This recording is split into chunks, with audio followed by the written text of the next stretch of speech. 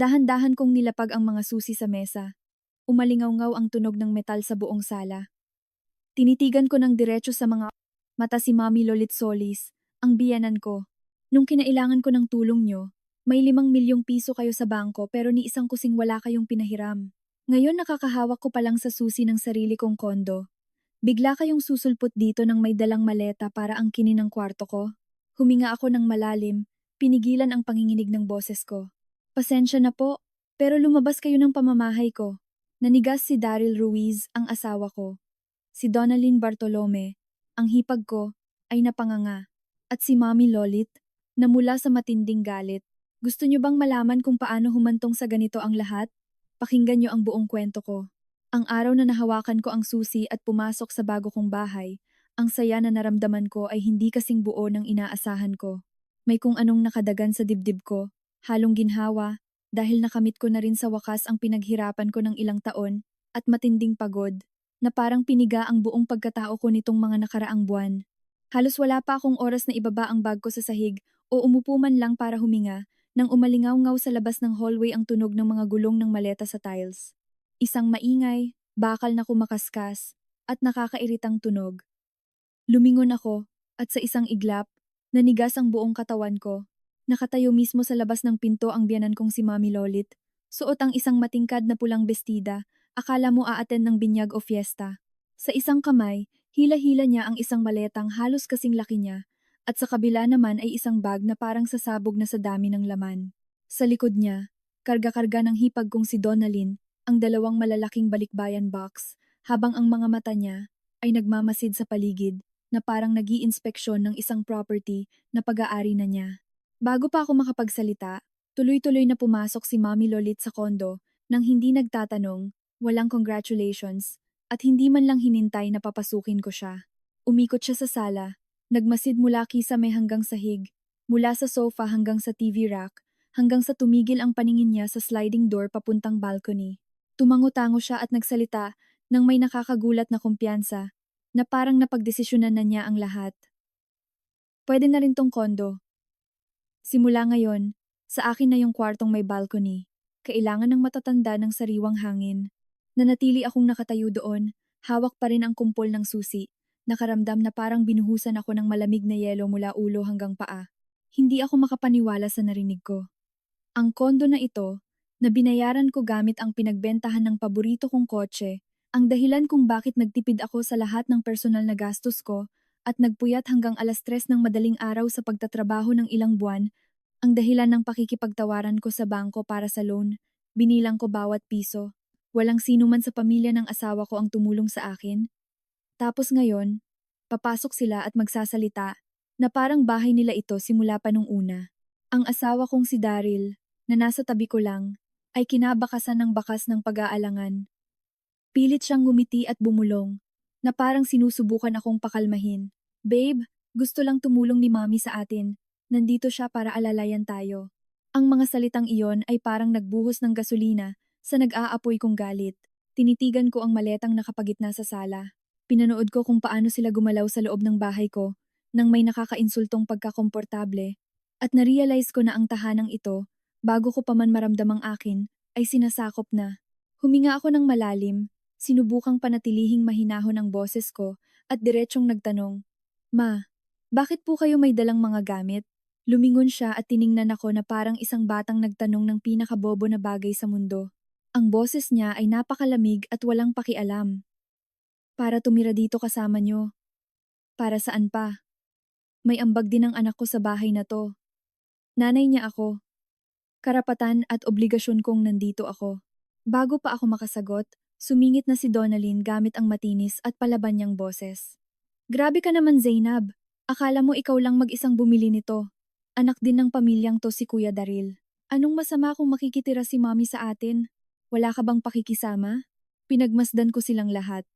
Ang paraan ng pananalita nila, ang pag-angkin nila sa espasyo ko nang walang kahit anong bahid ng hiya. Sa isip ko, malinaw na bumalik ang masakit na alaala nung araw, na umupo ako sa harap ni Mami Lolit, nang may malumanay na boses, at nakiusap na pautangin ako para may pandagdag sa down payment ng kondo. Nang panahong iyon, may 5 siyang milyong piso. Hindi ko hinihingi. Nangungutang ako na may malinaw na kontrata at petsa ng pagbabayad pati interes. Pero tiningnan niya lang ako, ngumiti ng mapanghamak, at binitiwan ang mga salitang tandang-tanda ko pa hanggang ngayon. Ang pera ko ay para sa retirement ko, hindi para ipang negosyo ng ibang tao. Lumalabas na sa paningin niya, kailanman ay hindi ako naging pamilya. Ang buhol sa lalamunan ko ay naging sobrang bigat, kaya nanginig ang mga kamay ko.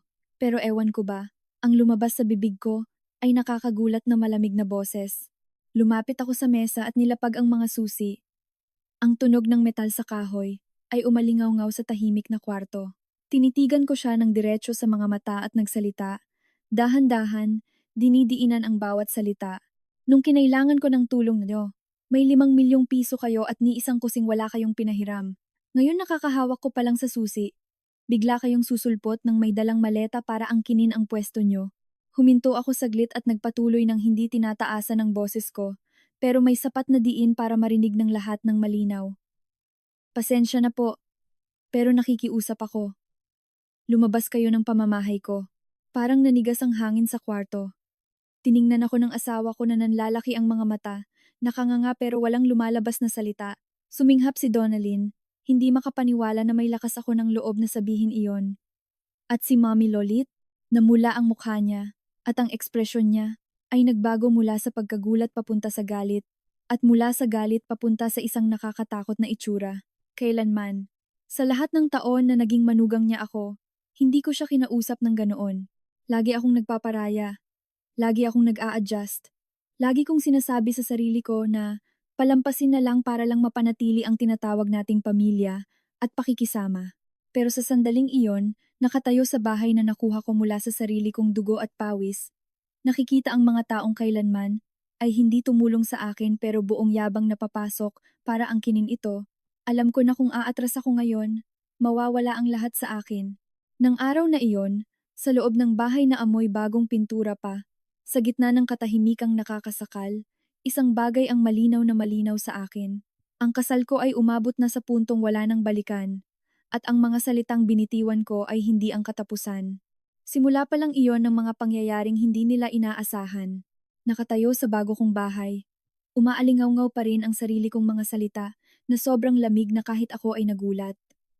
Bigla kong naalala ang nakaraan. Siguro kung hindi ako sagad na napuno, hindi ko aakalain na kaya kong tingnan ang biyenan ko na walang kahit anong bahid ng pagmamahal.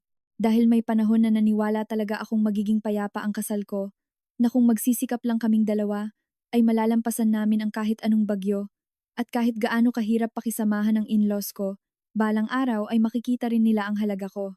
Nang magpakasal kami, akala ko si Daryl ay isang mabuting lalaki, tahimik at formal. Hindi siya bolero, hindi siya magaling magsabi ng matatamis na salita, pero nagbibigay siya ng pakiramdam ng pagiging disente at tapat. Ang kalmadong ugali na iyon ang nagkumbinsi sa akin na tama ang lalaking pinili ko. Naniwala ako na ang halaga ng isang babae ay hindi nakikita sa yaman ng asawa niya, kundi kung responsable itong lalaki na nag-aalaga sa pamilya niya. At akala ko ganoon si Daryl. Noong unang mga taon, nakatira kami sa isang maliit na inuupahang apartment sa isang tahimik na eskinita. Masikip ito, nakakasakal sa init tuwing summer, at pinagpapawisan ng mga dingding pag maulan. Pero para sa akin, may init at saya ang panahong iyon. Nagtatrabaho ako sa isang interior design firm. Matindi ang pressure at nakaka-stress ang trabaho, pero mas malaki ang sweldo ko kumpara sa asawa ko. Si Daryl ay isang admin staff. May katamtamang sweldo, pero lagi niyang sinasabi sa akin ng may kumpiyansa. Konting tiis lang, makakabili din tayo ng bahay. Ayaw kong habang buhay tayong nangungupahan. Ang simpleng linyang iyon ay sapat na para magkaroon ng saysay ang lahat ng pagod ko. Nagsimula akong mag-overtime. Kumuha ako ng mga freelance projects. Tuwing gabi, nagpupuyat ako sa harap ng laptop. May mga gabing hapdi na ang mga mata ko at sakit na ang likod ko. Pero ang pangarap na magkaroon balang araw ng sariling bahay ang nagbibigay sa akin ng lakas para magpatuloy. Nagtipid ako sa lahat damit, make-up, gala kasama ang mga kaibigan. Kapag nag-aaya ang mga katrabaho ko na mag-dinner sa BGC para mag-unwind, tumatanggi ako. Iniisip na ang bawat pisong maiipon ko ay makakabawas sa bigat ng magiging mortgage namin. Noon, hindi ko naramdamang kawawa ako. Naramdaman kong itinatayo ko ang aming kinabukasan. Ngunit, simula pa lang, hindi na ako buong pusong tinanggap ng pamilya ng asawa ko. Hindi kailanman direktang sinabi ni Mami Lolit na ayaw niya sa akin. Pero sapat na ang bawat salita at tingin niya para maintindihan ko iyon. Wala akong malaking pamanang yaman. Hindi mayaman ang pamilya ko. At hindi ako yung tipong manugang na laging nakayuko at sunod-sunuran lang. Sa harap ng ibang kamag-anak, madalas siyang ngumiti at sabihing, "Magaling dumiskarte." Yang si Zainab. Madiskarte at maabilidad ang mga babae ngayon. Tunog papuri. Pero sa paraan ng pagkakadiin niya sa salitang madiskarte, alam kong tinatawag niya akong mukhang pera at mapagsamantala. Noon, inosente pa ako. Kinokonsol ko na lang ang sarili ko na minsan talaga matalim magsalita ang mga matatanda na hindi palaging sinasalamin ng mga salita nila ang tunay nilang nararamdaman. Kaya nag-effort talaga akong magpakita ng magandang pakikisama at utang na loob. Tuwing Pasko at mga birthday, hindi pwedeng walang handa galing sa akin. Mula sa pinakamahal na hamon at wine, hanggang sa massage chair para sa biyenan kong lalaki, o isang makapal na sobrang may cash para kay Mami Lolit. Lagi kong inihahanda ang lahat ng may pag-iingat para walang masabi. Naniwala ako na ang pakikisama sa pamilya ay hindi naman nangangailangan ng umaapaw na pagmamahal, kundi kahit konting respeto lang. Ang tanging inaasahan ko ay mabalik sa akin ang basikong respeto na binibigay ko. Mahilig magyabang si Mami Lulit sa harap ng mga kamag-anak na marites na may mga ipon daw siya, mga time deposit sa bangko, at malaking pondo para tulungan ang mga anak niya sa oras ng pangangailangan. Tuwing naririnig ko siyang sabihin iyon, napapanatag ako. Hindi ko naman inaasahang umasa sa kanya. Pero kahit paano inisip ko na kung magkaroon man kami ng matinding problema, hindi magdadalawang isip ang pamilya ng asawa ko na tumulong. Akala ko manugang ako ng isang praktikal, pero may pusong pamilya. Ngayon, pag naaalala ko, ang tanga ko pala. Habang tumatagal, mas nakikita ko ng malinaw na eksperto si Mami Lolit sa pagkwenta ng gastos at pakinabang sa lahat ng bagay. Para sa kanya, ang pagbibigay ng isang bagay ay laging may kapalit na mas malaki. Kung tutulong siya ngayon, ipamamalita niya ito ng 10 beses bukas para malaman ng buong barangay kung gaano siya kabait. Minsan, binilhan ko siya ng isang mamahaling jacket dahil palapit na ang Burr months at medyo lumalamig na. Pero nang bumisita ang ilang mga kamag-anak, ngumiti siya at sinabi, "Binili niya to sa akin." Pero malamang, pera din to ng anak ko. Magkano lang ba naman ang kinikita ng isang babae? Nasa kusina ako noon at narinig ko ang bawat salita. Napatigil sa paghiwa ang kamay ko. Iyon ang unang pagkakataon na naintindihan ko na para sa kanya. Kahit gaano pa kalaki ang effort ko, madali lang itong burahin ng ilang masasakit niyang salita. Samantala, ang asawa ko naman, palaging nasa gitna sa pinakanakakapagod na paraan. Hindi naman sa kumakampi siya sa nanay niya, pero kailanman ay hindi niya rin ako pinagtanggol ng buong buo. Tuwing may sinasabing masakit ang nanay niya, hihilahin niya ako sa ibang kwarto at bubulong. Matanda na si Mommy. Wala namang masamang intensyon. Yon, intindihin mo na lang, pakikisama na lang. Pabalik-balik niyang sinasabi ang linyang iyon hanggang sa nawalan na ito ng bisa para pakalmahin ako. Naramdaman ko na lang na hinihingi niya sa akin, nalunukin ulit ang galit ko. Sa kabila ng lahat, sinubukan ko pa ring panatilihing buo ang pamilya. Inisip ko na normal lang ang magkaroon ng toxic na biyenan, at basta't kami ng asawa ko ay magkasangga, maaayos din ang lahat. Ibinaling ko ang lahat ng pag-asa ko sa bahay na bibilhin namin bilang takasan. Naniwala ako na kung may sarili na kaming espasyo, kung may pinto na kaming isasara para sa sarili namin, mababawasan ang mga hidwaan. Magiging mas madali ang buhay mag-asawa at magmamature si Daryl kapag may sarili na kaming tahanang ipinundar. Kaya maaga pa lang, nagsimula na akong mag-ipon para sa kondo. Inorganisa ang finances ng sobrang higpit budget sa bahay, savings, emergency fund, at ang pambayad sa future mortgage. Nililista ko lahat. May mga buwan na umuuwi ako ng gabi, gutom na gutom, pero magtitiyaga na lang sa murang sabaw para hindi gumastos. Habang ginagawa ko ito, ang mga regalo para sa mga biyenan ko ay nanatiling bongga dahil natatakot akong masabihan na madamot o walang utang na loob. Nagtipid ako para sa sarili ko, pero naging galante sa kanila dahil lang sa takot sa sasabihin ng iba o sa chismis. Noon, buong puso akong naniniwala na kailangan ko lang magsikap ng konti pa na pagdating ng araw na may nakapangalan ng bahay sa akin, magbabago ang lahat. Hindi ko inakala na ang mismong bahay na ito ang maglalabas ng kanilang kasakiman, patong-patong. At dahil nga ginawa ko ang lahat para alagaan ang kasal namin, nang saksakin nila ako patalikod, naging sobrang lalim ng sugat. Kung ang unang bahagi ng aming pagsasama ay puno ng pag-asa na nagpapanatili sa aking lumaban, ang mga sumunod na taon ay parang patak ng tubig na paulit-ulit na tumatama sa bato walang ingay, pero sapat na para unti-unting wasakin ang kaluluwa ko. Ang hidwaan sa pamilya ng asawa ko ay hindi nag-umpisa sa isang malaking away. Nagsimula ito sa maliliit na bagay. Sobrang liit na kung ikukwento ko sa ibang tao, baka sabihin nilang nag-overthink lang ako. Pero tanging ang nakakaranas lang nito, ang makakaunawa na may mga bagay na hindi masakit agad-agad, kundi paulit-ulit na nangyayari. Paulit-ulit, hanggang sa isang araw, hindi mo na alam kung manugang ka pa ba o isang walking ATM ng buong pamilya. Nagsimula ko itong mapansin tuwing may biglaang pangangailangan sa bahay ng mga biyenan ko. Tuwing kailangan ng pera, ang unang pangalang binabanggit ay ako, hindi ang anak nila. Isang araw, nasa trabaho ako nang makatanggap ako ng tawag mula kay Mami Lolit.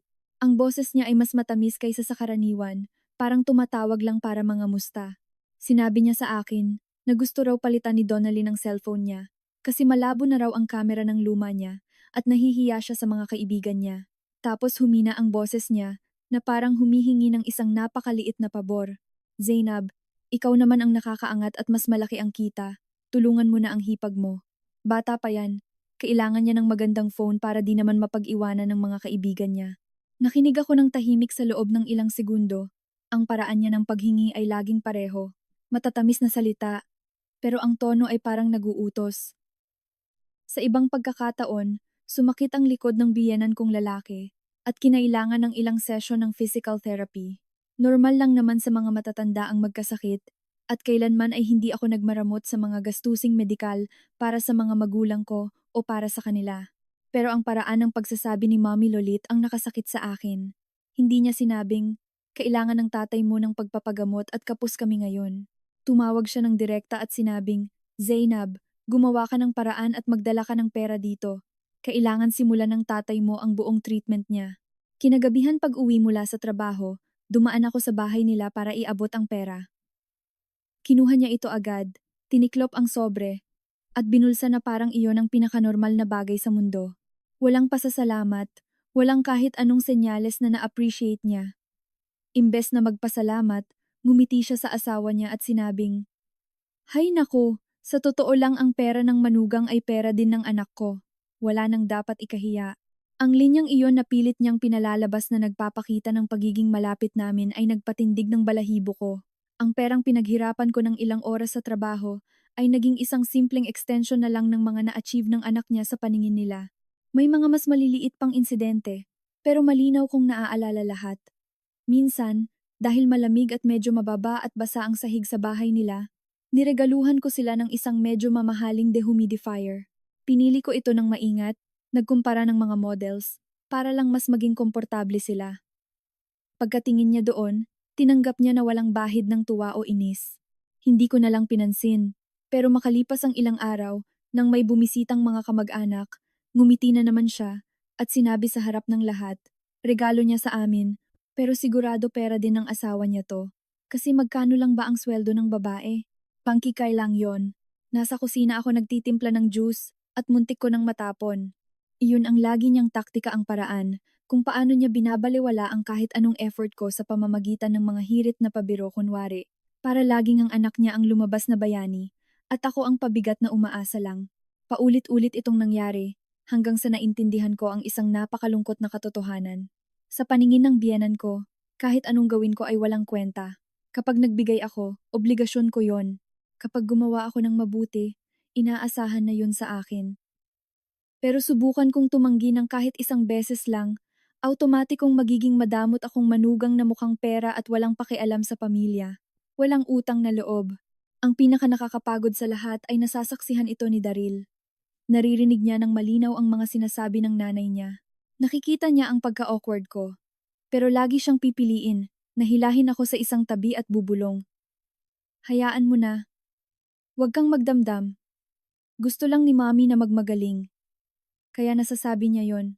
Noong una pinipilit kong maniwala. Pero pagkatapos kong marinig ito ng paulit-ulit, naintindihan ko rin. Hindi iyon pampalubag loob. Paraan niya iyon para utusan akong manahimik. Hindi niya ako pinagtatanggol. Gusto niya lang magtiis ako para sa labas. Mukhang payapa ang lahat, at ang kapayapaang iyon ay palaging nakukuha kapalit ng kapakanan ko. Tuwing pupunta kami sa kanila, may isa pang ugali si Mommy Lolit na sobrang nakakairita. Tatanungin niya ako tungkol sa sweldo ko, sa bonuses ko, sa ipon ko, saan naka-invest pera ko, at magkano ang cash ko sa bangko. Sa tingin ng iba, nagmamalasakit lang. May maganda ba kayong 13th month pay ngayon, Iha? Sigurado may malaki-laki na kayong naiipon. Kayong mga bata kailangan marunong mag-ipon.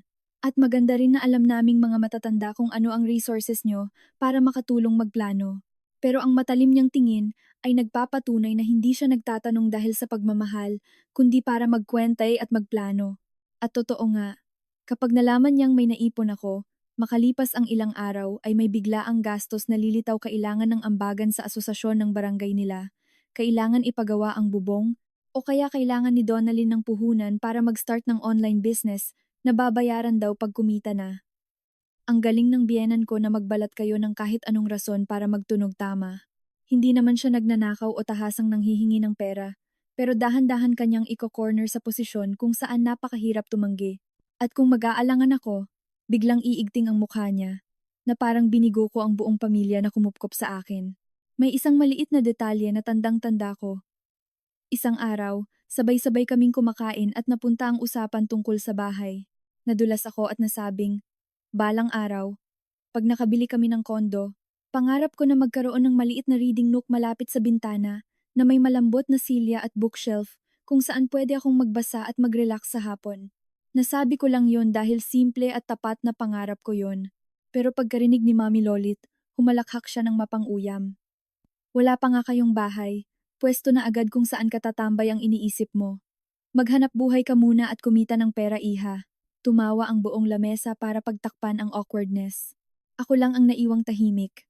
Kung iisipin, hindi lang iyon simpleng pambabara, paalala iyon na sa paningin nila. May halaga lang ako pag nagpapasok ako ng pera. Ang mga pangarap ko, ang mga kaligayahan ko, ang pangangailangan ko ng oras para sa sarili, lahat iyon ay walang kwenta. Hindi ko kailangang maging masaya. Kailangan ko lang malaman kung paano kumita at paano ito iabot kapag kailangan ng pamilya nila. Mula noon, isang matigas na buhol ang namuo sa loob ko. Nanatili akong magalang, maayos makitungo, namimigay ng malalaking regalo para walang masabi ang mga marites. Pero hindi ko na tinitingnan ang biyenan ko ng may parehong tiwala. Nagsimula ko na ring makita ng malinaw ang kahinaan ng asawa ko, yung klase ng kahinaan na habang tumatagal ay nagpaparamdam sa isang babae na wala siyang kakampi sa mundo. Kahit na ganoon, umasa pa rin ako na magbabago ang lahat. Naisip ko na madalas lang ang alitan dahil wala pa kaming sariling bahay at dahil nakadepende pa rin kami sa mga taong nasa paligid namin. Nadadamay ako sa mga ganitong sitwasyon. Sinasabi ko sa sarili ko na konting tiis na lang, oras na makabili na ako ng kondo, maisara ang sarili kong pinto, at mabuhay ng tahimik. Mag-iiba rin ang takbo ng buhay. Ang paniniwalang iyon ang nagpatayo sa akin ng matagal-tagal. Bago ko napagtanto na mali pala ako mula pa nung umpisa. At dahil nga pinanghawakan ko pa rin ang inosenteng paniniwalang iyon, nang dumating na talaga ang pagkakataon na makabili ng kondo, inisip kong ito na ang magiging turning point ng buhay namin. Pagkalipas ng ilang taong pag-iipon, sa wakas ay nakahanap din ako ng kondo na may lahat ng gusto ko. Hindi masyadong malaki o luxury, pero maganda ang lokasyon, madaling biyahe papuntang trabaho, at kumpleto ang mga papeles. At ang pinaka-importante, kaya ng budget namin kung pagsasamahin ko ang lahat ng ipon ko at kukuha ng bank financing. Para sa iba, isa lang itong simpleng unit. Para sa akin, ito ang pangarap na pinaglipasan ko ng gutom. Isinuko ko ang mga luho ko at nagtrabaho hanggang madaling araw sa loob ng maraming taon. Inuwi ko ang lahat ng papeles at umupo para kwentahin ang bawat sentimo. Sapat ang ipon ko para sa malaking bahagi at sasagutin ng bangko ang natitira. Ngunit, para makapagbayad ng reservation fee at down payment ng mabilisan, may kulang pa akong pera. Hindi naman siya kalakihan para hindi mabayaran kalaunan, pero hindi rin siya ganoon kaliit para makuha ko sa isang iglap. Ilang araw ko itong pinag-isipan. Ayaw kong umutang sa mga online lending apps na sobrang laki ng interes, at ayaw ko ring manghiram sa mga kaibigan at magkaroon ng utang na loob. Ang tanging opsyon ko na lang ay ang pamilya ni Daryl. Sa totoo lang, kung ako lang ang masusunod, hindi talaga ako bubuka ng bibig, hindi dahil sa mataas ang pride ko, kundi dahil kilalang kilala ko na ang biyenan ko. Pero si Daryl ang nag-alok. Umupo siya sa tabi ko. Tinitingnan ang Excel file na puno ng numbers. At sinabing, may ipon si Mommy. Kung uutang tayo saglit ng ilang buwan, panigurado tutulong yon. Para naman sa kinabukasan at bahay natin to. Tinitigan ko siya ng matagal, parang sinisigurado na tama ba yung narinig ko. Nang makita ang pag-aalinlangan ko, nagdagdag pa siya. Masyado mo kasing dinidibdib ang lahat eh. Utang naman to. Hindi tayo nang hihingi. Pamilya tayo. Sa tingin mo ba talaga, hindi siya tutulong na makabili tayo ng sariling bahay? Ang mga salitang iyon ang nagpakumbinsi sa akin. Naisip ko na baka dapat kong subukan. Hindi naman ito para sa luho. Pagbili ito ng bahay para sa mas magandang buhay, para iwan ang hirap ng pangungupahan. Naisip ko pa nga na baka ito na yung tsansa para makita ako ni Mommy Lolit sa ibang paraan, para tumigil na siyang ituring akong ibang tao. Nang araw na pumunta kami sa kanila, nagdala pa ako ng isang kahon ng cake galing Contis. Pagdating ko, umupo ako, at nang may buong pag-iingat, sinimulang ipaliwanag ang sitwasyon. Pinipili ang bawat salita, para walang masabing hindi ako gumagalang. Nilinaw ko na temporary loan lang ito para sa down payment. Nababayaran ko agad sa loob ng ilang buwan, at handa akong pumirma ng kontrata na may eksaktong petsa ng pagbabayad. Nag-offer pa ako ng mas mataas na interes kaysa sa ibinibigay ng bangko. Nagsalita ako ng malinaw dahil gusto kong maintindihan nila na lumalapit ako bilang isang taong formal na nangungutang at hindi bilang namamalimos. Noong una, nakikinig si Mommy Lolit habang nagtatap ng daliri niya sa armrest ng sofa, walang reaksyon. Pero habang nagsasalita ako, unti-unting nagbago ang mukha niya. Nang matapos ako, sumandal siya, nagpakawala ng isang mapanghamak na ngiti, at sinabing parang nandidiri. Ang pera ko ay para sa retirement ko, hindi para ipang negosyo ng ibang tao. Ang salitang ibang tao ay binigkas niya, ng sobrang linaw na parang sinampal niya ako ng yelo sa mukha. Nanigas ako ng ilang segundo. Hindi ko naman inaasahang papayag siya agad-agad, pero hindi ko rin inaasahang ganoon niya ako ibabasura. Bago pa ako makabawi, sumingit na si Donalyn, na nakaupo sa tabi niya gamit ang maarting boses. Tama lang si Mommy na itago niya pera niya. Sa hirap ng buhay ngayon, hindi mo alam. Paano kung bigla kayong maghiwalay? At makuha mo pa ang kondo. Lugi ang pamilya. Pagkarinig ko noon, parang may dumurog sa puso ko. Wala pa akong nakukuhang kahit isang kusing sa pamilyang ito. At wala pa akong ginagawang masama para pagdudahan nila ng ganun. Pero sa paningin nila, nahusgahan na ako bilang isang oportunistang naghihintay lang ng tiyempo na makuha ang yaman nila at tumakas. Lumingon ako sa asawa ko, hindi para humingi ng tulong, kundi umaasang kahit papaano ay magsasalita siya para ituwid ang mga bagay-bagay na linawin niyang mag-asawa kami. At hindi ako yung taong pinararatangan nila. Pero si Daryl, kinamot lang ang tuhod niya, umiwas ng tingin, at bumulong ng napakahina na halos hindi ko marinig. Well, natural lang na mag-alala si Mommy.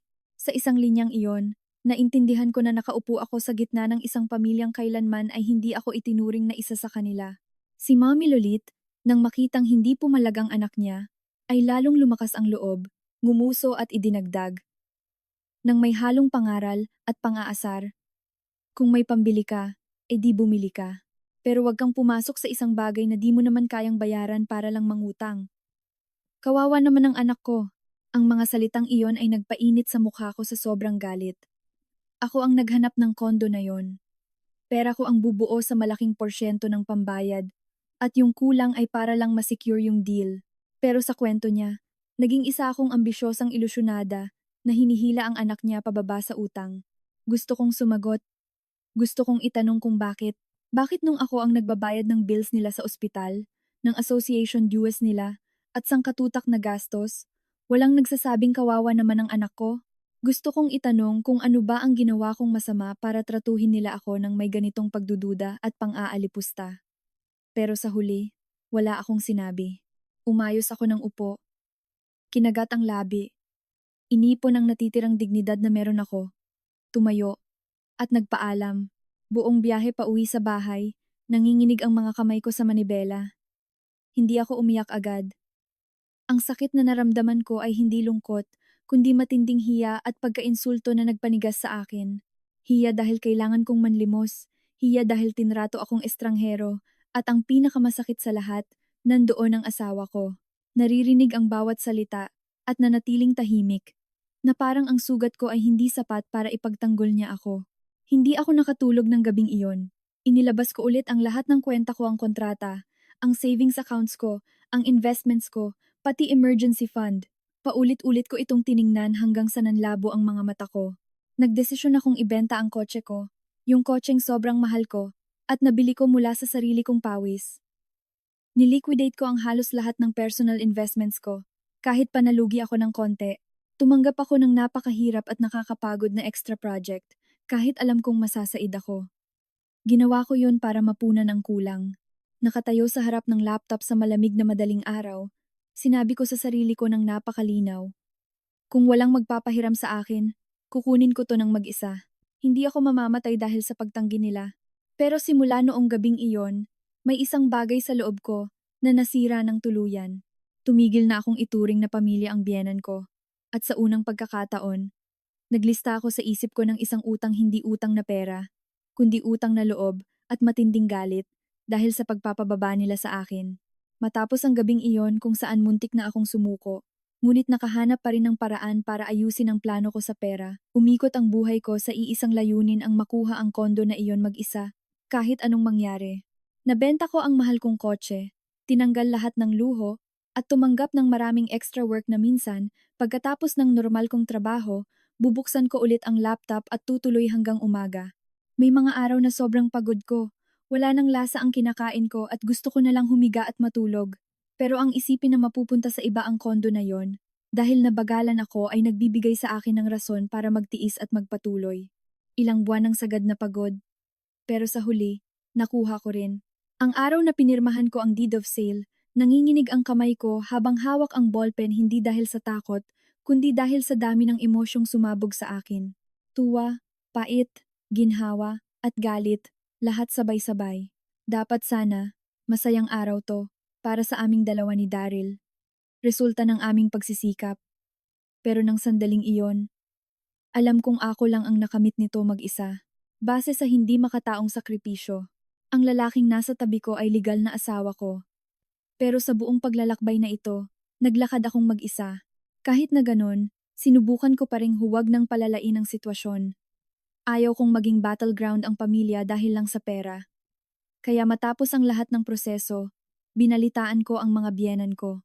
Naisip ko na kahit hindi ako pinautang ni Mami Lolit, at kahit alam ko na ang tunay niyang kulay, kahit man lang bilang magulang sana, ay matuwa sila na may sariling bahay na ang mga anak nila.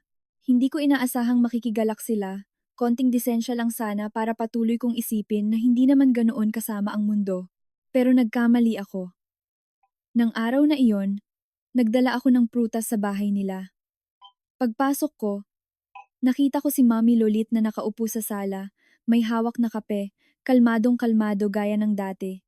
Kauupo ko pa lang, at bago ko pa matapos sabihing, "Ma, close deal na po yung kondo." Tumingala siya at nagtanong, nang walang kahit isang salita ng congratulation. "Magkano ba nagastos niyo dyan? At kaninong pangalan nakalagay sa titulo?" Pumintig ang tenga ko sa tanong niya. Tinitigan ko siya at naramdaman kong may bumagsak sa loob ko. Lumalabas na yun lang talaga ang mahalaga sa kanya. Hindi kung paano ko iyon nabili, hindi kung gaano ako nagpakahirap, o na sa wakas ay may sariling bahay na kami ang tanging pakialam niya ay kung anong pangalan ang nakasulat sa papel. Sinagot ko siya ng totoo, dahil sa sandaling iyon, naisip ko na walang kwentang itago ito. Ipinaliwanag ko na halos lahat ng pera ay galing sa ipon ko. At para mapabilis ang proseso sa bangko, nakapangalan ang titulo sa akin. Hindi ko pa natatapos ang sinasabi ko, nang pabagsak niyang ibinaba ang baso ng kape sa mesa.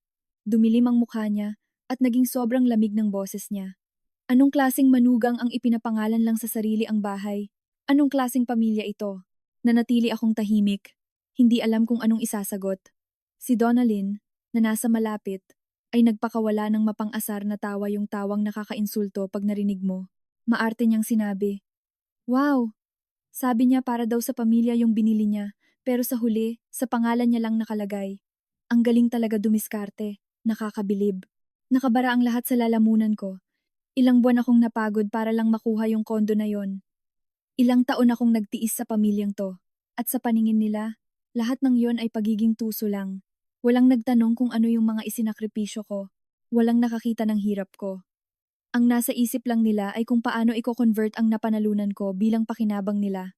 At doon nagsalita si Daryl, pero hindi para ipagtanggol ako. Hinila niya ako ng palihim sa kusina at bumulong, na parang nagsasabi ng pinaka-logical na bagay sa mundo.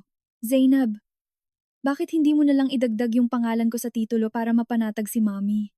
Bahay naman nating dalawa yun eh. Wala namang kaso kung kanino nakapangalan. Lumingon ako sa kanya ng mabilis. Sa isang saglit, hindi ako makapaniwala na siya ang nagsasabi niyan. Diretsahan kong tinanong, nung kailangan ko ng pera, hindi ka nakatulong. Nung nagmaramot ang nanay mo, tahimik ka lang. Ngayon na nabili ko na yung bahay, biglang mahalaga sa inyong lahat kung anong pangalan ang nasa titulo? Namutla ang mukha niya. Pero imbes na mahiya, sumimangot siya at binalikan ako. Masyado kang nagkukwenta. Kung ang mag-asawa nag-uumpisa ng magbilangan ng ganyan, nasaan na ang pagmamahal? Gusto kong tumawa at umiyak ng sabay. Lumalabas na kapag ako ang nagdadala ng lahat ng pabigat, normal lang yun at pagmamahal. Pero kapag pinoprotektahan ko ang pinaghirapan ko, nagiging mukhang pera ako at nagkukwenta. Tuluyang sumabog ang tensyon ng hapunan ng gabing iyon. Kumpleto silang lahat ang biyenan kong lalaki. Si Mommy Lolit, ang asawa ko, at si Donalyn. Ang bigat ng hangin mula pa nung umpisa. Alam kong hindi pa nila nakakalimutan ang issue sa kondo. At tulad ng inaasahan ko, binaba ni Mommy Lolit ang kutsara at tinidor niya. Tinitigan ako. At sinabi sa harap ng lahat, gamit ang boses na napakalupit kaya nanlamig ang dugo ko. Ang mga babaeng katulad mo. Nag-iipon lang ng yaman at ari-arian para pagdating ng araw, madali lang palayasin ang anak ko sa kalsada. Parang isang sampal ang mga salitang iyon. Ang lahat ng pasensya na inipon ko ay tuluyang gumuho. Inangat ko ang tingin ko, at sa unang pagkakataon, sinagot ko siya sa mismong hapagkainan, nang walang paligoy-ligoy at walang pakikisama. Kung ganyan po pala kasama ang tingin niyo sa akin, sana hindi niyo tinanggap yung mga regalo ko, yung pera na binigay ko sa inyo, at hindi niyo sana hinayaang ako ang sumalo ng sangkatutak na problema ng pamilyang to. Bumagsak ang matinding katahimikan. Hinampas ng biyenan kong lalaki ang mesa, at sinigawan ako na isa raw akong bastos. Si Donalyn ay mabilis na tumayo para ipagtanggol ang nanay niya. Pulang-pula ang mukha sa galit, akala mo siya ang inagrabyado. At si Daryl, imbes na awatin ng patas ang lahat, lumingon sa akin at sinabihan akong gumagawa ng iskandalo at wala daw akong galang sa matatanda. Sa sandaling iyon, kinorner nila akong apat, ginawa akong makasalanan dahil lang tumanggi akong ibigay sa kanila ang bunga ng sarili kong pinaghirapan. Nang gabing iyon, nang bumalik ako sa maliit naming inuupahang bahay, inilabas ko ang deed of sale at nilapag sa mesa. Tinitigan ko iyon ng matagal, nanginginig ang mga kamay. Dapat sana, ang paghawak sa kontratang ito ay nagpapasaya sa akin, pero nang gabing iyon, isang malalim na sakit ang naramdaman ko. Na-realize ko na ang kondo na ito ay hindi lang basta bahay na nabili ko. Isa itong pagsubok. At sa isang araw lang, tuluyang nahubaran ng maskara ang tunay na kulay ng pamilya ng asawa ko. Mula sa sandaling iyon, naglagay ako ng harang sa utak ko. Pwede pa rin akong maging asawa niya. Pwede pa akong magtiis ng konti para hindi umabot sa sukdulan ang lahat. Pero pinangako ko sa sarili ko ang isang bagay. Kailanman, hindi ko hahayaang may sino man na gumamit sa bahay na binayaran ko ng sarili kong dugo, pawis, at dignidad, at gawin itong lugar kung saan pwede silang pumasok para pangaralan ako tungkol sa buhay. Noon, akala ko paraan lang iyon para protektahan ang sarili ko. Hindi ko inakala na ang mismong pangakong iyon ay malinaw na babalik sa isip ko sa gitna mismo ng bago kong bahay, kasabay ng tunog ng maletang kinakaladkad sa sahig at ang mapangahas na tingin ng mga taong akala ay walang hanggan ang pasensya ko. Pagkatapos kong magsalita at palayasin sila nung unang araw namin sa kondo, parang nag-freeze ang buong bahay ng ilang segundo. Walang umasa na magiging ganun ako kadirekta, lalo na't unang araw pa lang namin sa bahay. Pero hindi nagtagal ang katahimikang iyon. Isang saglit pa, inihampas ni Mommy Lolit ang maleta niya sa sahig. Ang ingay ay nakakabinging umalingaw-ngaw sa walang lamang espasyo. Tapos, sumigaw siya. Pulang-pula ang mukha sa galit, Ang kapal ng mukha mong palayasin ang biyenan mo sa bahay. Wala kang utang na loob. Bastos! Ang matinis niyang boses ay pumuno sa hangin, kaya ang tensyon na dati nang mabigat, lalo pang nakakasakal. Ang asawa ko, na parang nagising mula sa pagkagulat, ay lumapit at hinawakan ang pulso ko. Mahigpit ang hawak niya at sumutsot ng mahina pero puno ng galit. Kumalma ka nga, Zainab. Pag-usapan natin to ng maayos. Kahit mukhang sinusubukan niyang pumagitna, ang aksyon niya na itabi ako habang lumingon siya sa nanay niya, ay naglinaw kung ano ba talaga ang nangyayari. Nang sandaling iyon, hindi siya nag-aalala sa nararamdaman kong desperasyon, kundi sa nasaktang pride ng nanay. Binawi ko ang kamay ko. Mahapdi ang pulso ko, pero ang puso ko ay nagyeyelo. Tiningnan ko silang tatlo, at sinabi ko sa malinaw na boses, walang kaba, ako ang nagbayad sa bahay na to. Walang sinuman ang may karapatang pumasok at tumira dito, dala-dala ang mga gamit nila. Pagkarinig nito, parang sasabog si Donalyn. Lumapit siya, muntik nang iduro ang mukha ko, at mapang-asar na nagsalita ng may halong kawalang hiyaan at pandidiri. Feeling mo naman ang galing mo dahil may kondo ka na? Kung hindi pumirma ang kuya ko sa mga papeles, paano mo mabibili yan, ha? Lumingon ako sa kanya, tapos sa asawa ko. Ewan ko ba? Sa sandaling iyon, imbes na magalit, nakaramdam ako ng mapait na tawa. Nagpakawala ako ng isang malamig na halakhak at agad na sumagot. Pumirma ang kuya mo? Saan? Sige nga, ituro mo sa akin ang isang pirma niya sa deed of sale. Ang mga salita ko ay parang sampal sa magkapatid. Natahimik si Donalyn at nanigas ang mukha ni Daryl. Nauutal siya pero walang lumabas na salita. Mas alam niya kaysa kaninuman kung kaninong pera ang ginamit pambili, kaninong pangalan ang nakalagay sa titulo, at kung ano lang ang tinulong niya sa buong proseso wala. Ang katahimikan niya ang pinakamalakas na sagot. Nang makitang na corner ang anak niya, nag-iba ng taktika si Mommy Lolit. Aaminin ko, magaling siyang artista. Kung kanina sumisigaw siya, ngayon bigla siyang bumagsak sa bagong sofa. Akala mo siya na ang pinakakawawang tao sa buong mundo. Hinawakan niya ang dibdib niya at nagpunas ng peke at walang luhang mata habang umiiyak ng exaggerated. Pinalaki ko ang anak ko para lang pagdating ng araw na mag-asawa siya, palalayasin lang ako ng manugang ko. Napakamalas ko namang nanay, Diyos ko. Ang iyak niya ay hindi galing sa sakit. Isa itong kalkuladong pagpapapansin para marinig siya ng iba, para gumawa ng eksena at tsismis.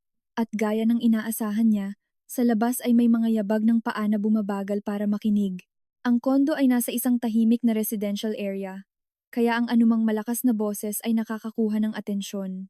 Nang lumakas ang loob ni Mami Lolit, nilakasan pa niya ang pagdadrama niya, sinisiguradong rinig sa labas. Napakasama talaga ng mga manugang ngayon. Hindi pa nga naiinitan ang bahay, pinapalayas na agad ang biyenan. Anong ginawa kong masama para tratuhin niya ako ng ganito? Umakyat ang dugo ko sa ulo. Kakapasok ko pa lang. Amoy pintura pa ang pader at hindi ko pa nga nabubuksan ang mga kahon. Tapos heto siya, nakaupo sa sala ko at nagpapanggap na parang nasa palengke.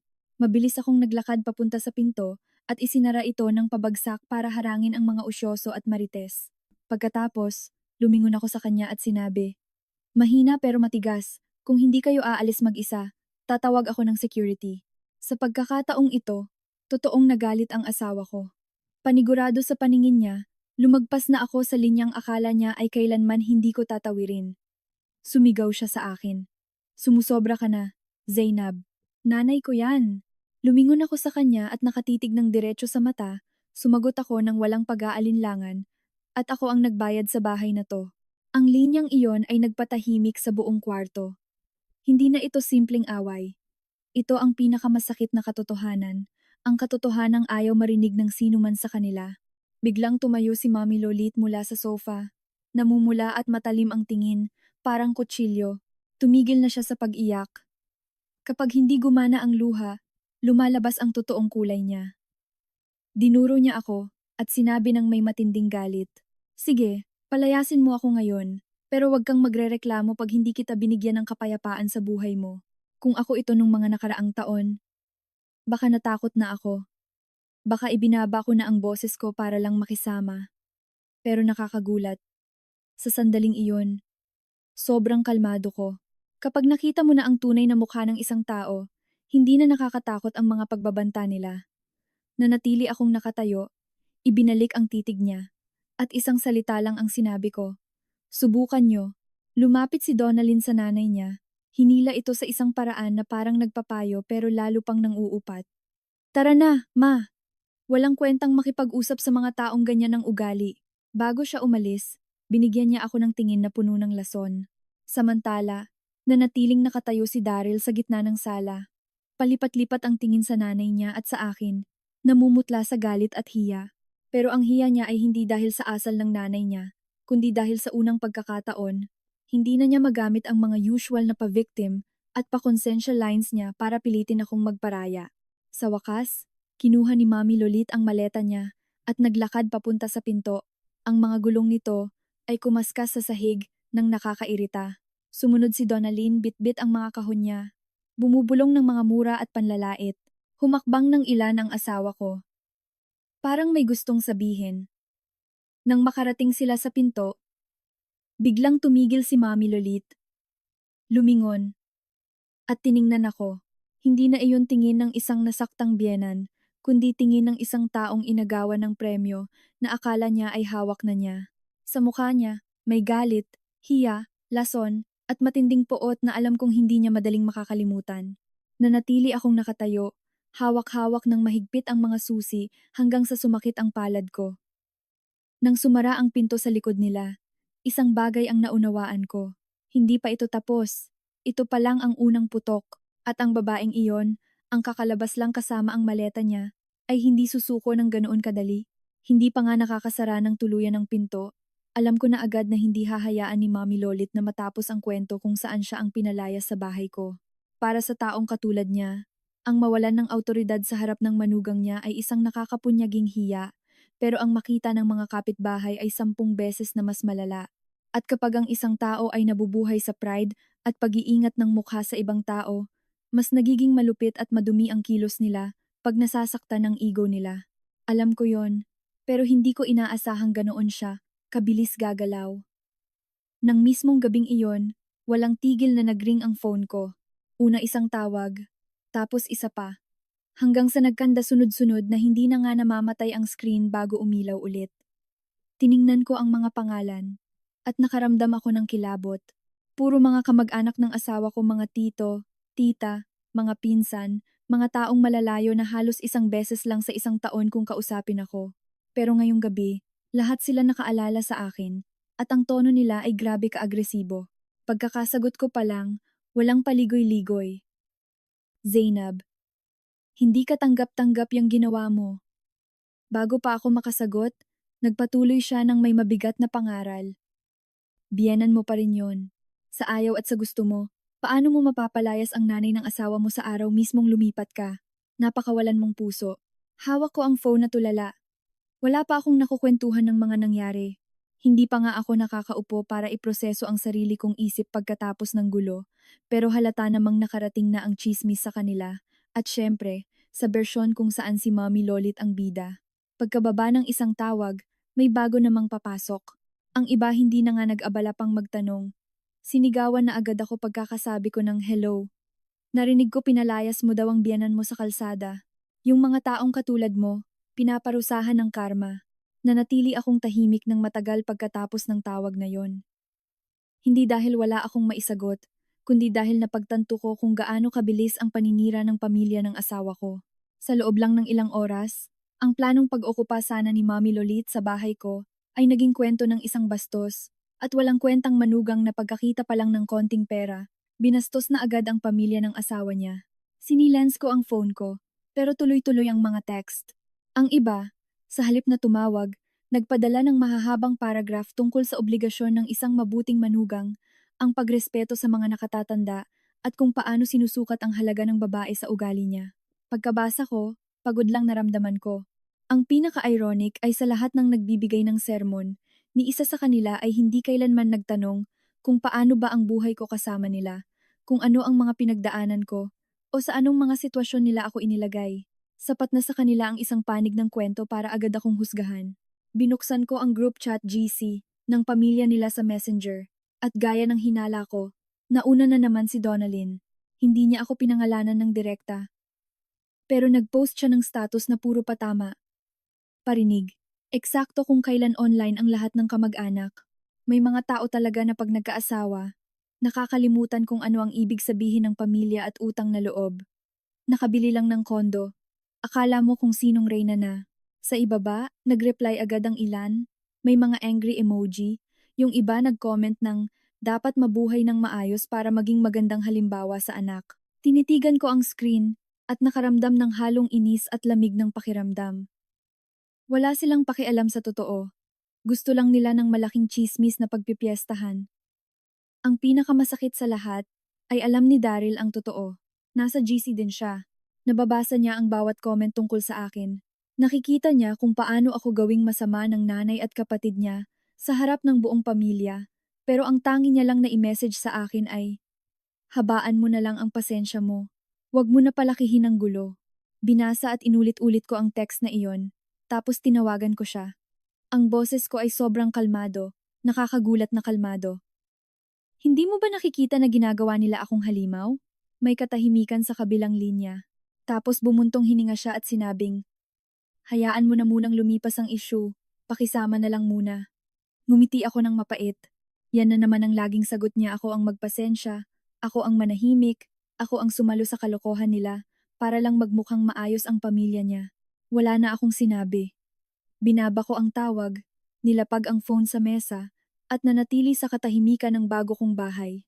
Mas malaki ang kondo kaysa sa inuupahan namin.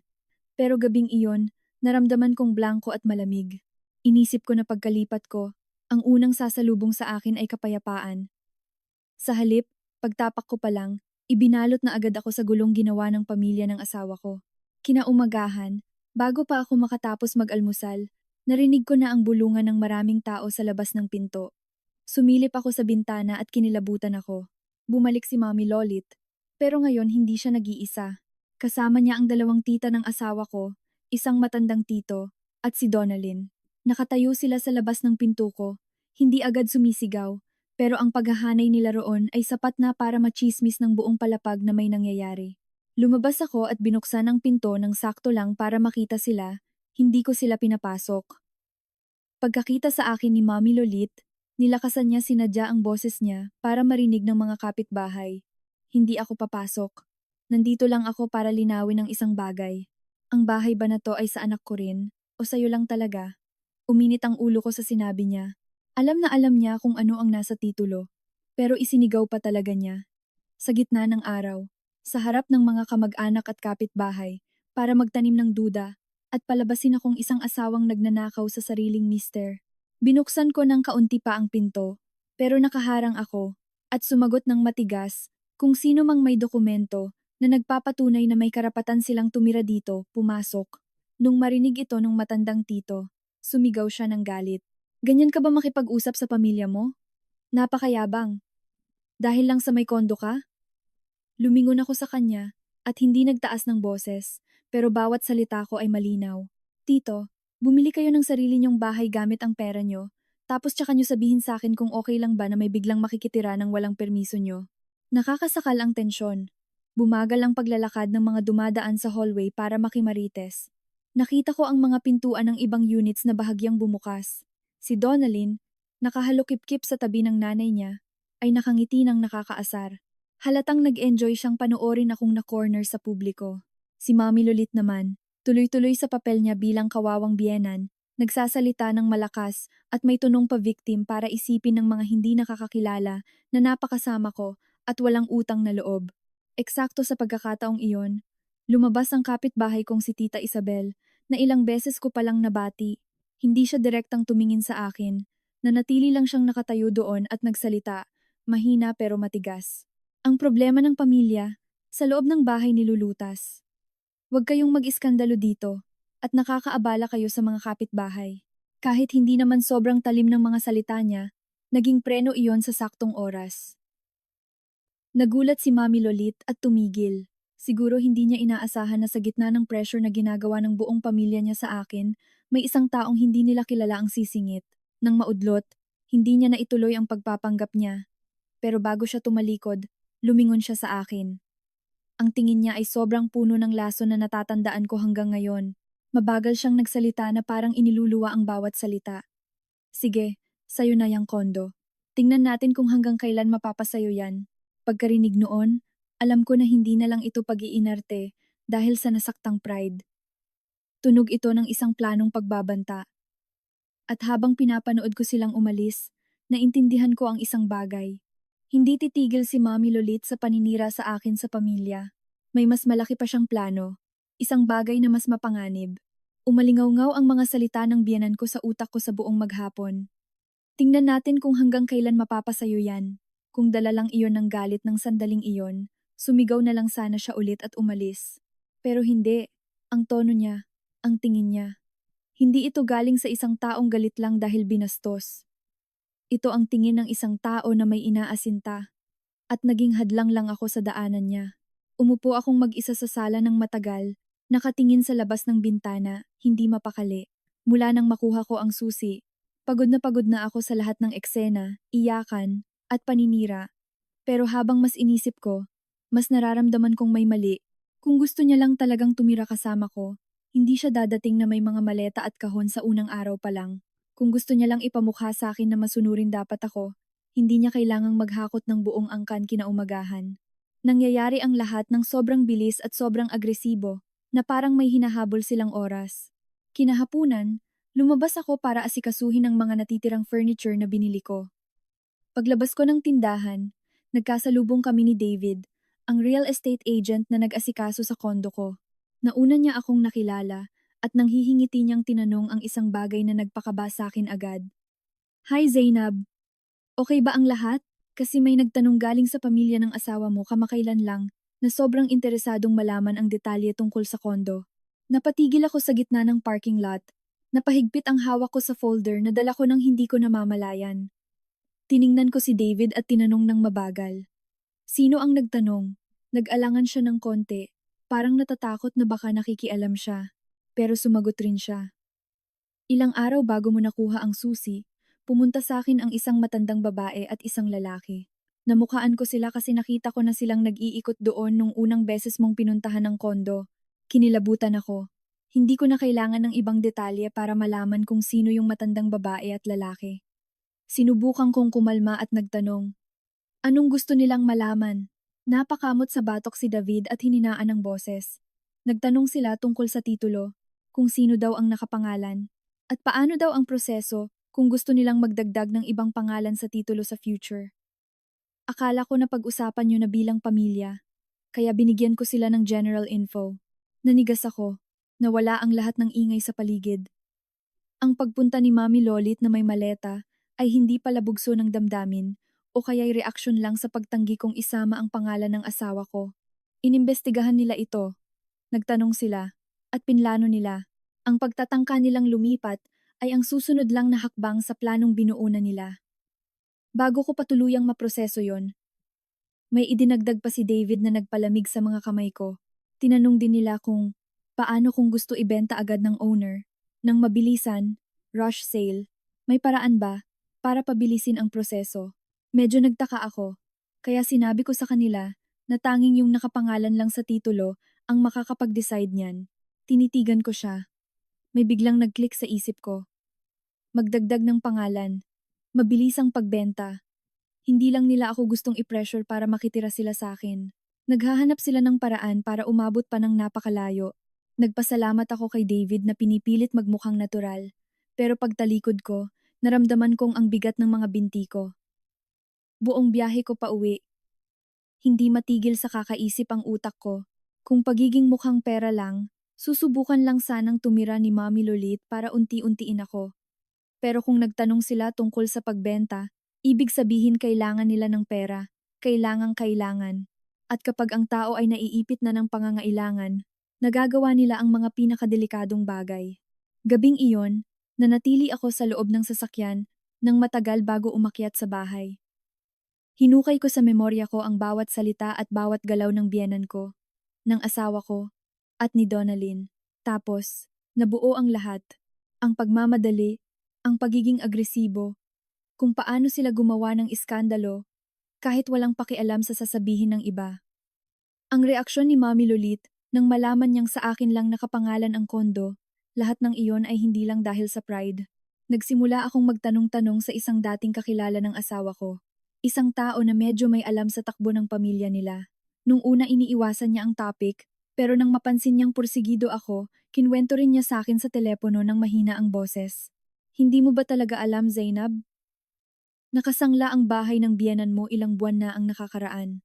Pumasok si Donalyn sa isang business na may partners, scam ata o online sabong, nag-invest siya ng malaki at nalugi ng husto.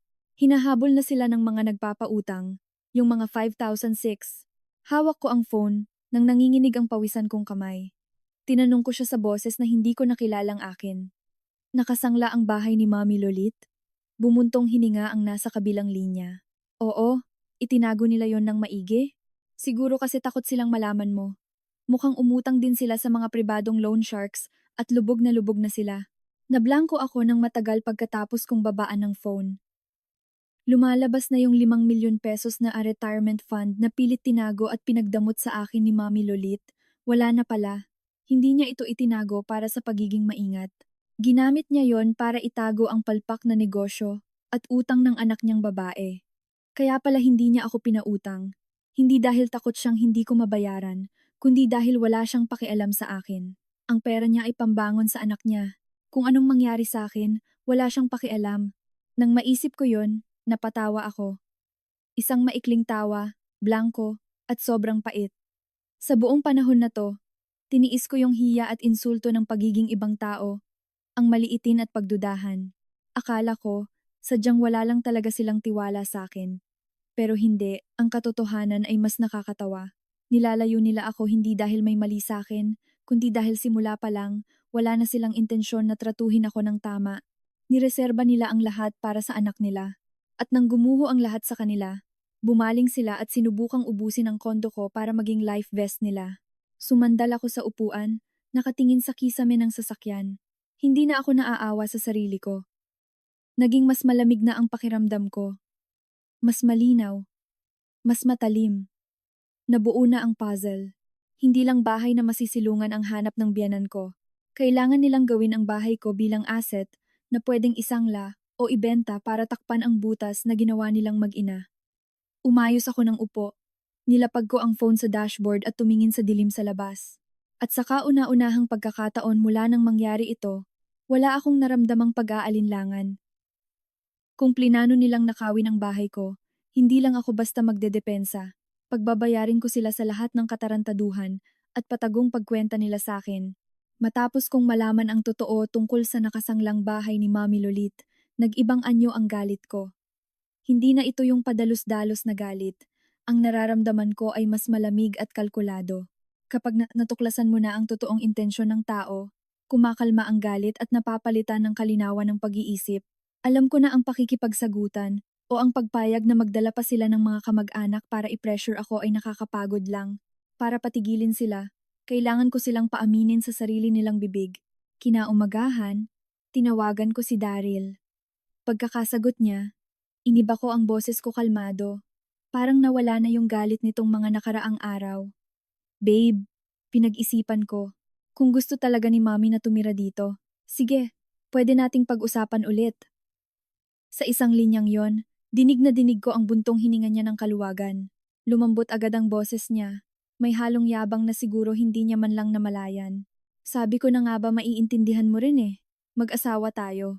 Kailangan mo talagang matutong makisama at magbigay. Nung narinig ko yon, nawala ang huling butil ng pag-aalinlangan ko. Kung dati, niloloko ko pa ang sarili ko na mahina lang siya, takot lang sa nanay niya, o walang bayag para ipagtanggol ako. Sa sandaling iyon, naintindihan ko na hindi siya nasa gitna. Mula pa nung simula, kakampi na siya ng nanay niya. Gusto niya lang na ako ang magparaya kusa para hindi niya pasanin ang guilt na tinatraidor niya ang sarili niyang asawa. Hindi ko siya sinita. Pinagpatuloy ko lang ang kalmado kong tono. Pero kung titira tayo sa iisang bahay, kailangan nakasulat ang lahat. Sino ang titira dito? Hanggang kailan? Ano ang mga karapatan at obligasyon nila? Gusto kong malinaw ang lahat mula sa simula para iwas away. Tahimik saglit sa kabilang linya. Panigurado hindi niya inaasahan ang kondisyong iyon, pero sumagot rin siya. Sige, Kakausapin ko si Mommy. Wala pang 30 minuto. Tumawag ulit siya. Nagmamadali ang boses. Pumayag si Mommy. Pipirma daw siya sa kahit ano, basta makalipat siya. Ibinaba ko ang tawag, nakatingin sa kawalan. Malasang mapait ang bibig ko. Ang isang normal na tao, kung gusto lang talagang makitira saglit, magdadalawang isip kapag nakarinig ng kontrata na may kondisyon. Pero pumayag agad si Mami Lolit. Ibig sabihin lang niyan, para sa kanya, ang pirmahing iyon ay maliit na sakripisyo lang para makuha niya ang mas malaking pakay niya. Tumawag ako sa isang dating college classmate na abogado na ngayon, at pinagawa ko siya ng isang sobrang higpit na kontrata. Ipinaliwanag ko na hindi ito simpleng rental agreement. Ito ay isang legal na dokumento na puno ng limitasyon at responsibilidad. Nakasulat doon na pansamantala lang ang pagtira niya na may takdang panahon. Bawal siyang magdala ng ibang tao para tumira ng permanente. Bawal niyang pakialaman ang ari-arian sa loob ng bahay. Wala siyang karapatang angkinin ito. At higit sa lahat, hindi niya pwedeng gamitin ang address ng bahay na ito para sa kahit anong loan, mortgage, collateral o pagbenta. Binasa at inulit-ulit ko ang bawat detalye. Siniguradong walang butas na pwedeng idaan sa lusot. Kinahapunan, pinapunta ko silang lahat sa sala ng kondo. Ngayon, dumating si Mami Lolit ng walang maleta, pero pareho pa rin ang tingin, nag-iingat pero mukhang pera. Umupo si Donalyn sa tabi niya. Nerbyosong niyuyugyog ang binti. Nagpapanggap na walang paki pero panay ang tingin sa bawat sulok ng bahay. Si Daryl naman umupo sa harap ko. Parang peacemaker. Akala mo kung sinong santo na mamamagitan. Inilapag ko ang kontrata sa mesa at itinulak ito palapit sa kanila. Kung gusto mong tumira dito, Mami, basahin niyo tong maigi at pirmahan. Tulad ng sabi ko, gusto ko malinaw ang lahat para sa huli, walang sumbatang nangyari at walang pamilyang masira. Kinuha ni Mami Lolit ang papel na parang wala lang. Pero habang nagbabasa, unti-unting pumapangit ang mukha niya. Nang makarating siya sa clause na nagsasabing wala siyang kahit anong karapatan sa property at hindi niya ito pwedeng isangla, napatigil ang kamay niya. Sumilip si Donalyn para magbasa at napaismid. Nagkunwaring umiinom ng tubig si Daryl. Pero nakita kong napakagat siya sa labi niya. Tumingala si Mami Lolit at may inis sa boses na nagtanong, kailangan ba talaga maging ganito kahigpit? Pamilya tayo. Mukha namang kontrata sa negosyo to. Sumagot ako agad ng malumanay. Eksakto po dahil pamilya tayo. Kailangan malinaw ang lahat. Ayaw kong sa future, sabihin niyo na pinipressure ko kayo o kaya biglang angkinin ng iba ang bahay ko bilang saklolo sa kanila. Bumigat ang hangin. Alam kong awkward para sa kanila. Pero sa huli, matapos magpalitan ng tingin sa anak niyang lalaki at babae, kinuha ni Mami Lolit ang ballpen at pumirma. Mabilis at madiin ang pirma niya. Hindi gaya ng taong bukal sa pusong pumapayag, kundi parang taong nakakuyom ang ngipin na naghihintay lang ng susunod na tsansa. Nakita ko kung paano bumaon ang dulo ng ballpen sa papel, at alam kong nagpaparaya siya hindi dahil gusto niya ng peace, kundi para lang makapasok siya sa loob.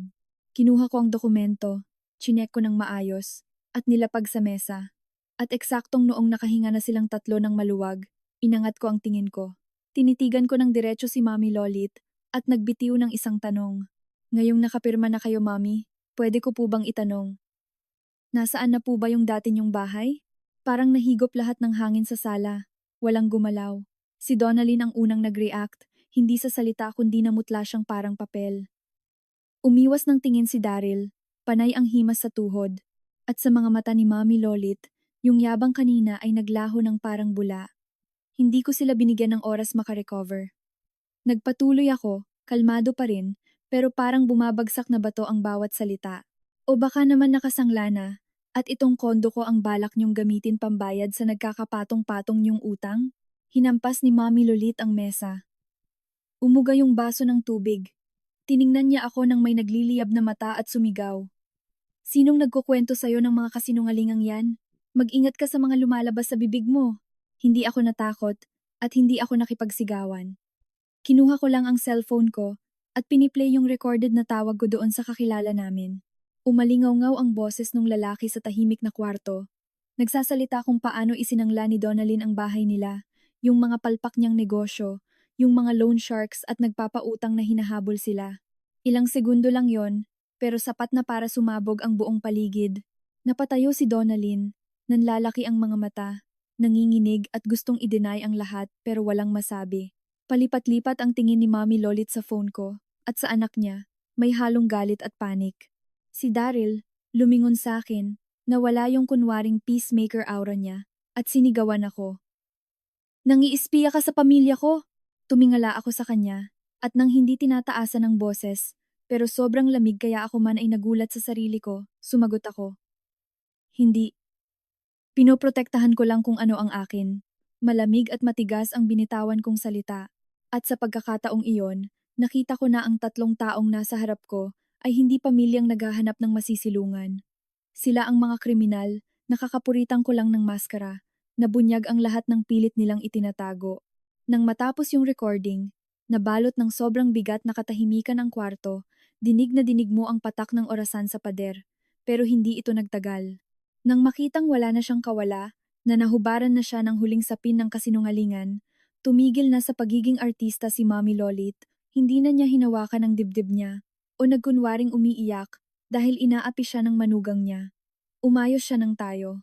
Pumula ang mata niya sa galit, at naging matigas, magaspang, at puro lason ang boses niya. Oo, nakasangla ang bahay. Pake mo? Manugang ka. Kung hindi ka tutulong sa amin, sino? Pamilya tayo. Nang marinig ko yon, kinilabutan ako. Kahit sa pagkakataong ito, hindi pa rin niya nakikita yung pagkakamali niya. Hindi siya nakaramdam ng hiya na nagsinungaling siya o kaya guilt na pinagnasaan niya ang bahay ko. Sa isip niya, ang lahat ay tungkol sa iisang salita, karapatan. Karapatan niya na magsakripisyo ang manugang niya. Karapatan niya na gawing kanya ang akin. Karapatan niya na ako ang sumalo ng mga tangang desisyon niya at ng anak niyang babae. Tiningnan ko siya ng diretso, at nang walang kahit katiting na takot, sinabi ko sa mahinang boses pero matatalim na salita. Tinulungan niyo yung anak niyong babae na masira ang buhay niya, tapos ngayon pupunta kayo dito para i-demand na ako ang sumalo ng mga kapalpakan niyo? Anong tingin niyo sa akin, Bobo? May natamang ugat sa sinabi ko kay Donalyn. Napahagulgol siya, pero hindi ito iyak ng pagsisisi. Sa gitna ng pag-iyak, tiningnan niya ako ng may galit. Basag ang boses pero matapang pa rin. May pera ka at hindi ka man lang tumulong sa pamilya. Ang sarili mo lang ang iniisip mo. Sa tingin mo magiging masaya ka habang buhay sa ganyang ugali? Napahalakhak ako. Isang tuyo at kakaibang tawa. Umiling ako at sumagot ng hindi nagmamadali. Anong pamilya? Yung pamilyang tinalikuran ako nung kailangan ko sila? At ngayon pupunta dito para nakawin ang bahay ko dahil may napundar ako? Natahimik si Donalyn. Nagngalit ang mga ngipin ni Mommy Lolit at si Daryl. Na kanina pa nananahimik na parang nakapako sa silya, sa wakas ay nagsalita. Pero ang sinabi niya ang tuluyang bumasag sa huling pag-asa ko. Hindi niya tinanong ang nanay niya kung bakit niya itinago ang tungkol sa bahay. Hindi niya sinumbatan ang kapatid niya sa mga palpak nitong negosyo at lalong hindi siya humingi ng tawad sa akin sa pag-iwan niya sa akin sa ere. Ang una niyang sinabi, nang may halong inis at pagkairita, kahit anong mangyari, asawa pa rin kita. Kung hindi tayo tutulong, mapapahiya ako sa pamilya ko. Ang toxic na hiya culture. Lumingon ako sa kanya. Sa iisang linyang yon, ang ilang taong kasal namin ay tuluyang napunit na ipapakita sa akin ang kabulukan sa loob nito. Para sa kanya, walang kwenta ang tama at mali. Na pinlano ng pamilya niyang nakawin ang property ng asawa niya, wala rin iyon kwenta sa kanya. Ang tanging kinakatakutan niya ay ang masira ang pangalan niya at mapahiya. Ang nararamdaman ko, ang pressure sa akin, ang pagtrato nila sa akin bilang lifesaver para sa mga utang nila wala siyang pakialam doon. Ngumiti ako ng mapait. Ang pagkadismaya ay lumagpas na sa threshold ng sakit at naging matinding yelo na lang. Dahan-dahan kong sinabi sa kanya, natatakot kang mapahiya ka sa kanila? Pwes, sa akin, nawala na lahat ng respeto at pagmamahal ko sa'yo. Muling natahimik ang kwarto. Walang nag-akalang ganoon ako magiging kadirekta, lalo na si Daryl. Gumalaw ang labi niya na parang gusto niyang sumagot, pero wala siyang nasabi. Hindi ko na pinatagal pa ang usapan, at baka mapunta lang sa walang kwentang sigawan. Binuksan ko ang folder na dala ko, at inilabas ang mga papel na nakahanda na ang deed of sale, ang loan documents sa bangko, ang mga resibo, ang mga transfer records. Isa-isa ko itong inilapag sa mesa. Akala mo nasa korte nagpapakita ng ebidensya. Itinulak ko ang mga papeles papunta sa kanila. Tingnan niyo ng maayos. Ito ang kontrata. Ito ang utang sa bangko. At ito lahat ng prosesong mag-isa kong inasikaso. Lahat to, nakapangalan lang sa akin. Bunga to ng pagod ko, at walang sinuman ang may karapatang bawiin to sa akin. Pinasadahan ng tingin ni Mami Lolit ang mga dokumento, halong galit at inis. Ayaw na ayaw niyang hinaharap sa mga pruwebang hindi matatakasan. Para sa kanya, mas madaling mambaliktad at mag-gaslight gamit ang drama ng pamilya kaysa sa legal na papeles. Pero sa araw na iyon, wala na siyang lusot. Si Donalyn na nasa tabi niya, namumutla, pero mahigpit ang tikom ng bibig, sinusubukang isalba ang huling piraso ng kayabangan niya. At si Daryl, nakatitig sa mga dokumento na may maitim na ekspresyon. Ito ang unang pagkakataon na nakita ko siyang tuluyang naintindihan na sa bahay na ito, wala ni isang butas kung saan sila pwede sumingit gamit ang pakikisama card nila. Sa wakas, nagsalita si Mami Lolit, pero hindi na pa victim. Dinuro niya ako. Ang mata niya parang lalamunin ako ng buhay. Sige, sayo na. Sayo na yung bahay mo. Pero tatandaan mo, hindi kita patatahimikin. Kung noon yon, panigurado ni nervyos na ako sa banta niya. Pero ngayon, nakakatawa na lang sa akin. Kailanman ay hindi ako binigyan ng kapayapaan ng babaeng iyan. Puro lang pressure, pagkwenta, at kasakiman na nakabalat kayo bilang pagmamahal ng ina. Tumayo ako, at dahan-dahang lumapit sa kanya. Sagad ang tensyon, pero hindi ako sumigaw. Yumuko ako ng sapat lang para makipag-eye contact sa kanya at bumulong sa napakalamig na tono. Subukan mo, pero sa pagkakataong to, hindi na ako ang magpaparaya. Natigilan siya.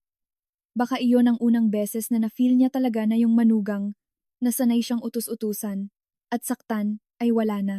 Wala na yung babaeng lumulunok ng pride para lang makisama at takot sa chismis at sasabihin ng iba. Ang nasa harap niya ngayon ay isang tao na nakita ang totoong mukha ng buong pamilya ng asawa niya at ubos na ang pasensya. Hindi ka makahinga sa loob ng sala.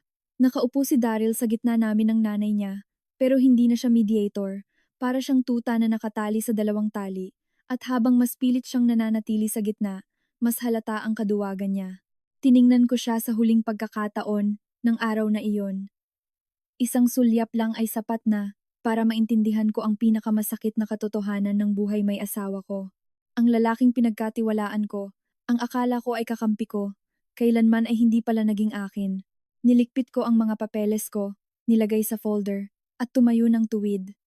Mula sa sandaling iyon, nawala na sa utak ko ang kahit anong ideya na isalba o ayusin pa ang sitwasyon. Hindi na ako lalaban para buuin ang pamilya.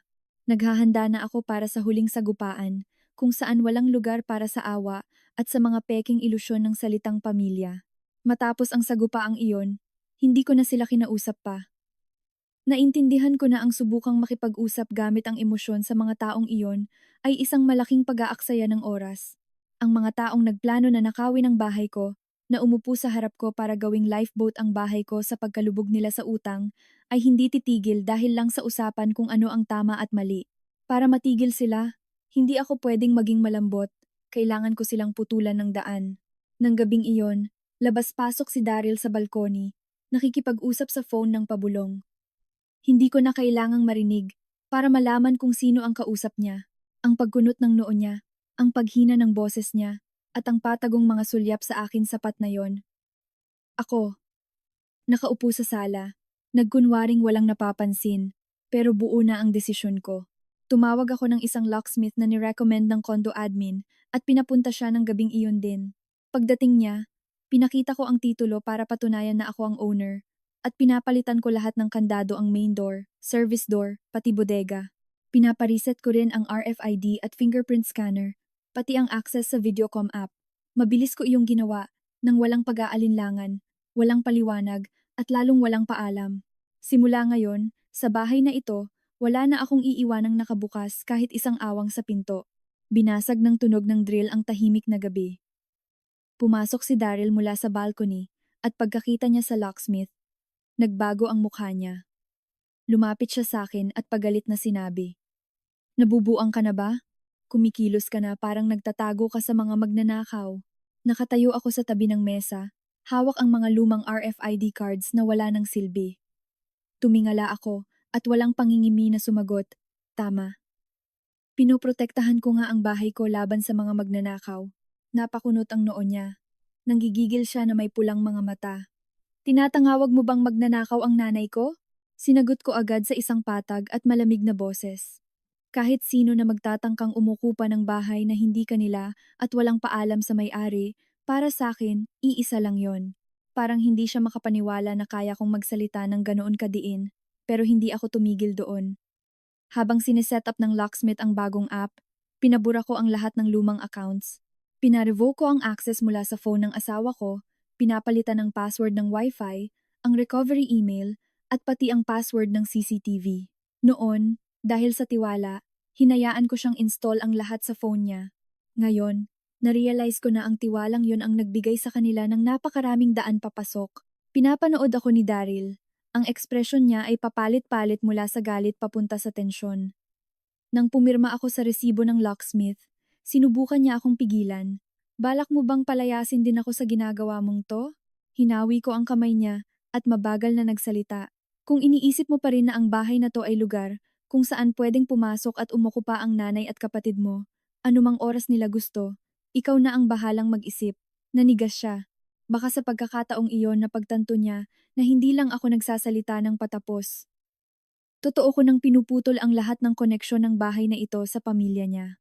Pagkaalis ng locksmith, gumugol ako ng isang oras para gumawa ng formal na sulat para sa admin ng kondo at sa mga guards. Nilinaw ko na ako lang ang nag-iisa at lehitimong owner, at kahit anong request na buksan ang pinto, magpasok ng gamit, o papasukin ang sinumang magpapakilalang kamag-anak asawa man, biyanan, o hipag ng walang direct approval ko ay dapat i-deny. At kung may gagawa man ng iskandalo sa pinto, kailangan umaksyon agad ng security. Prinint ko, pinirmahan, at nag-email ng copy sa kanila na may pangakong ibibigay ko ang original hard copy kinaumagahan. Ginawa ko ang lahat ng kalmado at metikuloso, na parang nilulutas ang isang malaking banta sa buhay ko. Halos hindi ako nakatulog ng gabing iyon. Hindi dahil natatakot ako, kundi dahil alam kong may mangyayari kinabukasan. Kilala ko si Mami Lolit, habang isinasara mo ang pinto sa kanya, lalo siyang nagwawala, at hanggat nakikita niya ang bahay ko bilang kaisa-isa niyang life vest, hindi siya aatras dahil lang sa pagpapalit ng kandado. At tama nga ako. Bandang tanghali, narinig ko ang ugong ng isang moving van na huminto sa tapat ng unit namin. Sumilip ako sa bintana at ang eksenang nakita ko ay nagpatawa sa akin ng mapait. Nakatayo si Mami Lolit sa gitna ng sidewalk. Suot ang floral niyang duster, nakaipit ang buhok at salubong ang kilay. Sa tabi niya, nakapamewang si Donalyn, at sa likod nila ay ang moving van kung saan nakalabas na ang mga plastic bags, electric fan, mga karton, at isang kumot na nakatali ng lubid. Halatang hindi sila pumunta para makipag-usap. Pumunta sila para manloob ng sapilitan. Pagkakita sa akin ni Mami Lolit sa bintana, dinuro niya ako at sumigaw para marinig ng buong compound. Buksan mo tong pinto, at itigil mo na yung pag-iinarte mo. Zainab. Nanatili akong nakatayo, nakahawak sa grills ng bintana, at sumagot ng may sapat na lakas ng boses para marinig niya, pero hindi ako sumisigaw. Nasabi ko na sa'yo. Sa bahay ko, walang papasok para umukupa, parang binuhusan ng gasolina ang apoy. Sa harap ng mga guards at ilang mga kapitbahay na nakikiusyoso na naman, nagsimula siyang magwala. Balak mo ba talaga akong ipahiya sa harap ng maraming tao? Tinitigan ko siya at sumagot ng direkta. Ikaw ang nagpapahiya sa sarili mo. Hindi kita inimbita. Si Donalyn, pulang-pula sa galit, tumingin sa paligid, dumampot ng walis tingting na nakasandal sa pader, at umakmang ihahagis ito sa pinto habang sumisigaw. Mangkukulam, akala mo kung sino kang Reyna dahil lang may kondo ka. Lumapit ang isang guard at pinigilan siya. Mariin na pinaalalahanan na bawal mang iskandalo sa loob ng compound. Nakakasakal ang eksena yung van nakapark sa labas, mga gamit nakakalat sa ilalim ng tirik na araw, at si Mami Lolit halos sumabog na. Eksakto sa sandaling iyon, lumabas si Daryl galing sa loob ng bahay. Siguro narinig niya yung gulo, kaya siya bumaba sa sala. Tumayo siya sa courtyard, at tumingala sa akin. Ang tingin niya ay may halong galit at inis, pero ang boses niya ay hindi na nakikiusap. Nag-uutos ito. Zainab, buksan mo tong pinto. Huwag mo na paabutin pa sa mas malalang gulo to. Tiningnan ko siya nang walang kahit anong pag-aalinlangan. Pwes gawin mo. Ngayon, gusto kong umabot to sa sukdulan. Para magkaliwanagan na tayong lahat. Bumagsak ang mga salita ko sa gitna ng matinding katahimikan. Siguro doon na pagtanto ng biyenan ko at ng asawa ko na kailanman, hindi na ako aatras pa. Wala na yung manugang na takot sa sasabihin ng iba na madaling mamanipula ng mga pakonsensya o peking luha ng pamilya nila. Sa huli, dahil sa tulong ng security at dahil hindi nila kayang puwersahing buksan ang RFID lock, naiwan ang in-laws ko sa labas.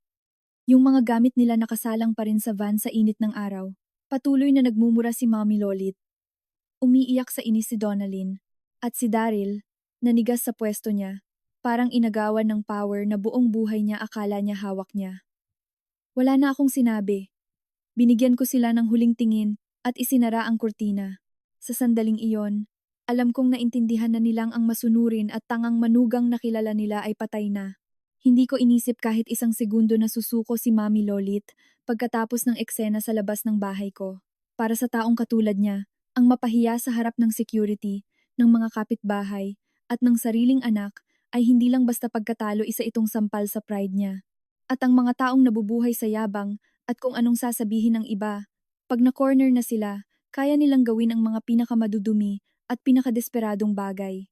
Alam ko yon. At alam ko rin na ang kaisa-isang tao na kayang magbukas ng pinto ng bahay ko para sa kanila ay ang sarili kong asawa. Kinagabihan, sinabi ko kay Daryl na makikipag-meet ako sa isang client para ayusin ang mga natitirang details sa design nila. Nagbihis ako, kinuha ko ang bag ko at susi ng sasakyan at sinabi pa sa kanya ng napaka-natural. Pahinga ka na diyan, di naman ako magtatagal.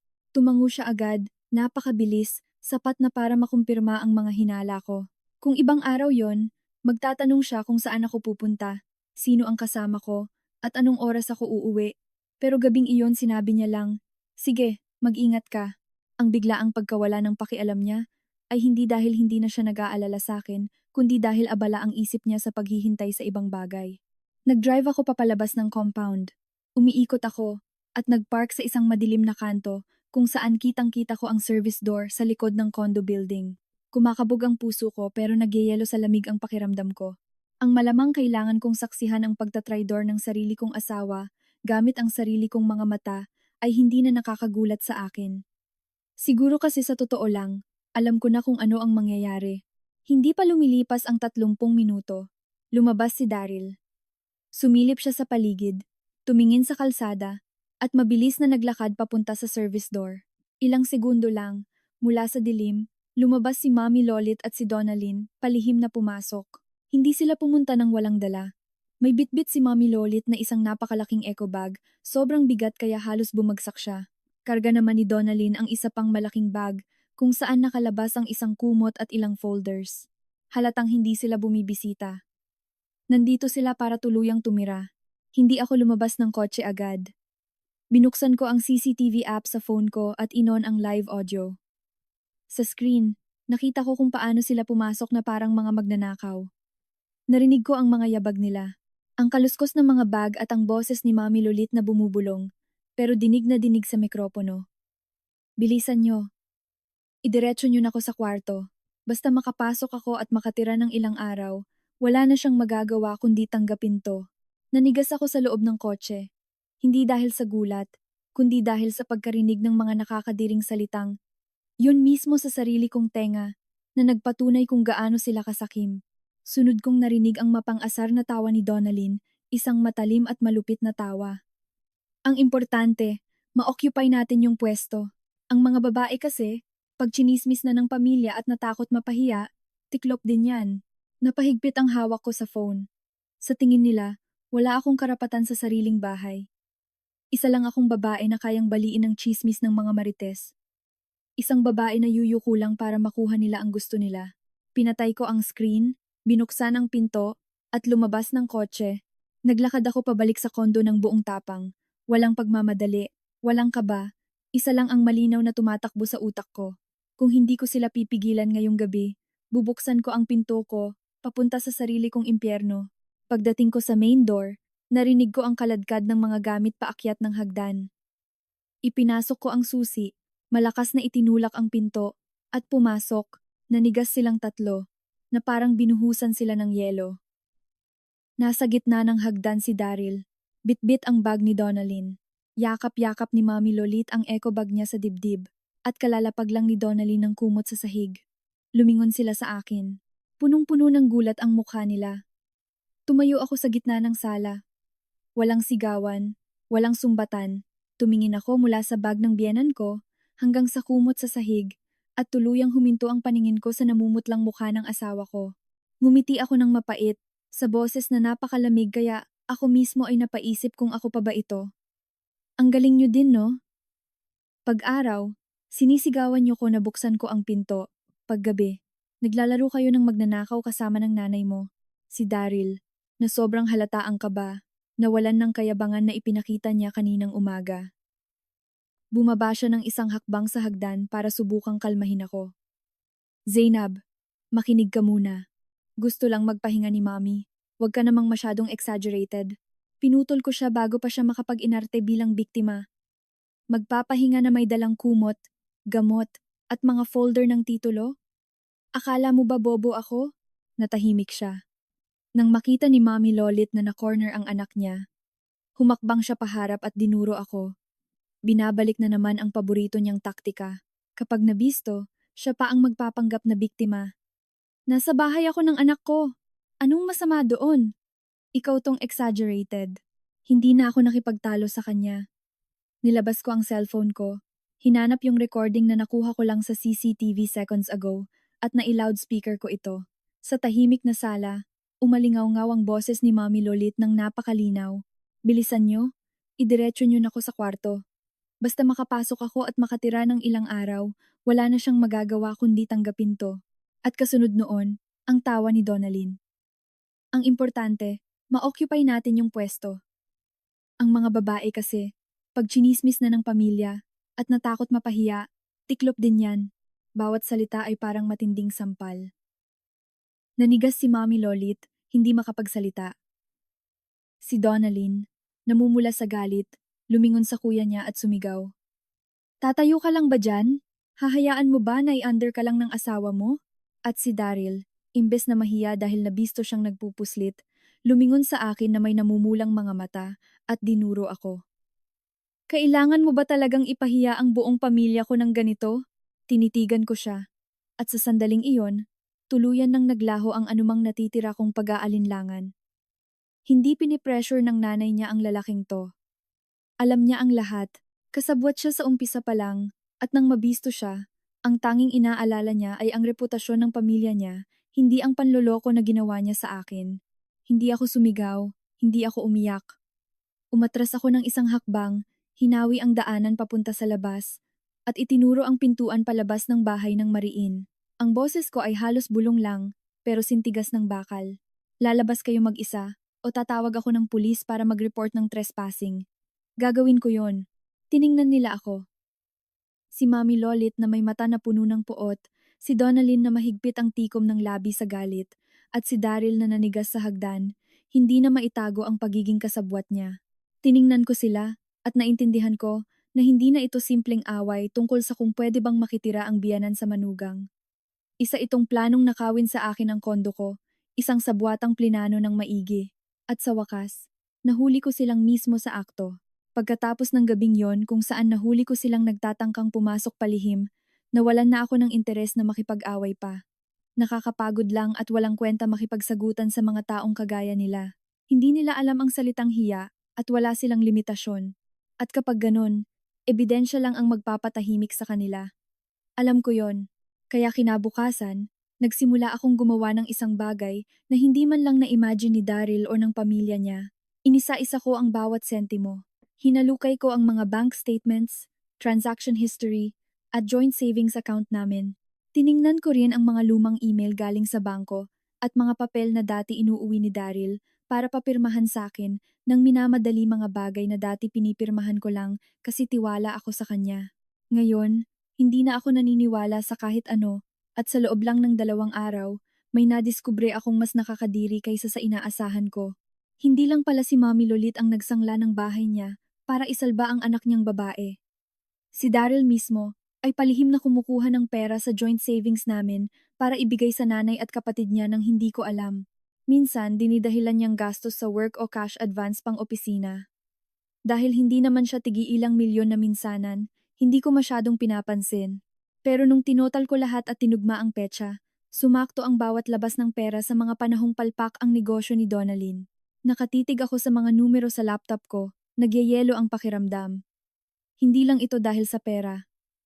Ito ang sakit ng pagtatraidor sa mismong loob ng bahay namin, sa kasal na pilit kong iniingatan. Ang lalaking natutulog sa tabi ko, ang taong laging nagsasabing, ayaw kong nahihirapan ka, ay siya palang nagnanakaw sa akin patalikod para tapalan ang utang ng pamilya niya.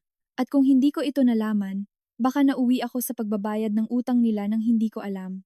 Pero hindi ako tumigil dyan. Tinignan ko ang mga pictures ng lumang dokumento sa cellphone ko, na-save ko lang kasi dati, ugali ko na at may nakita akong nagpakuyom ng kamao ko. Picture ito ng isang sulat kamay ni Mommy Lolit.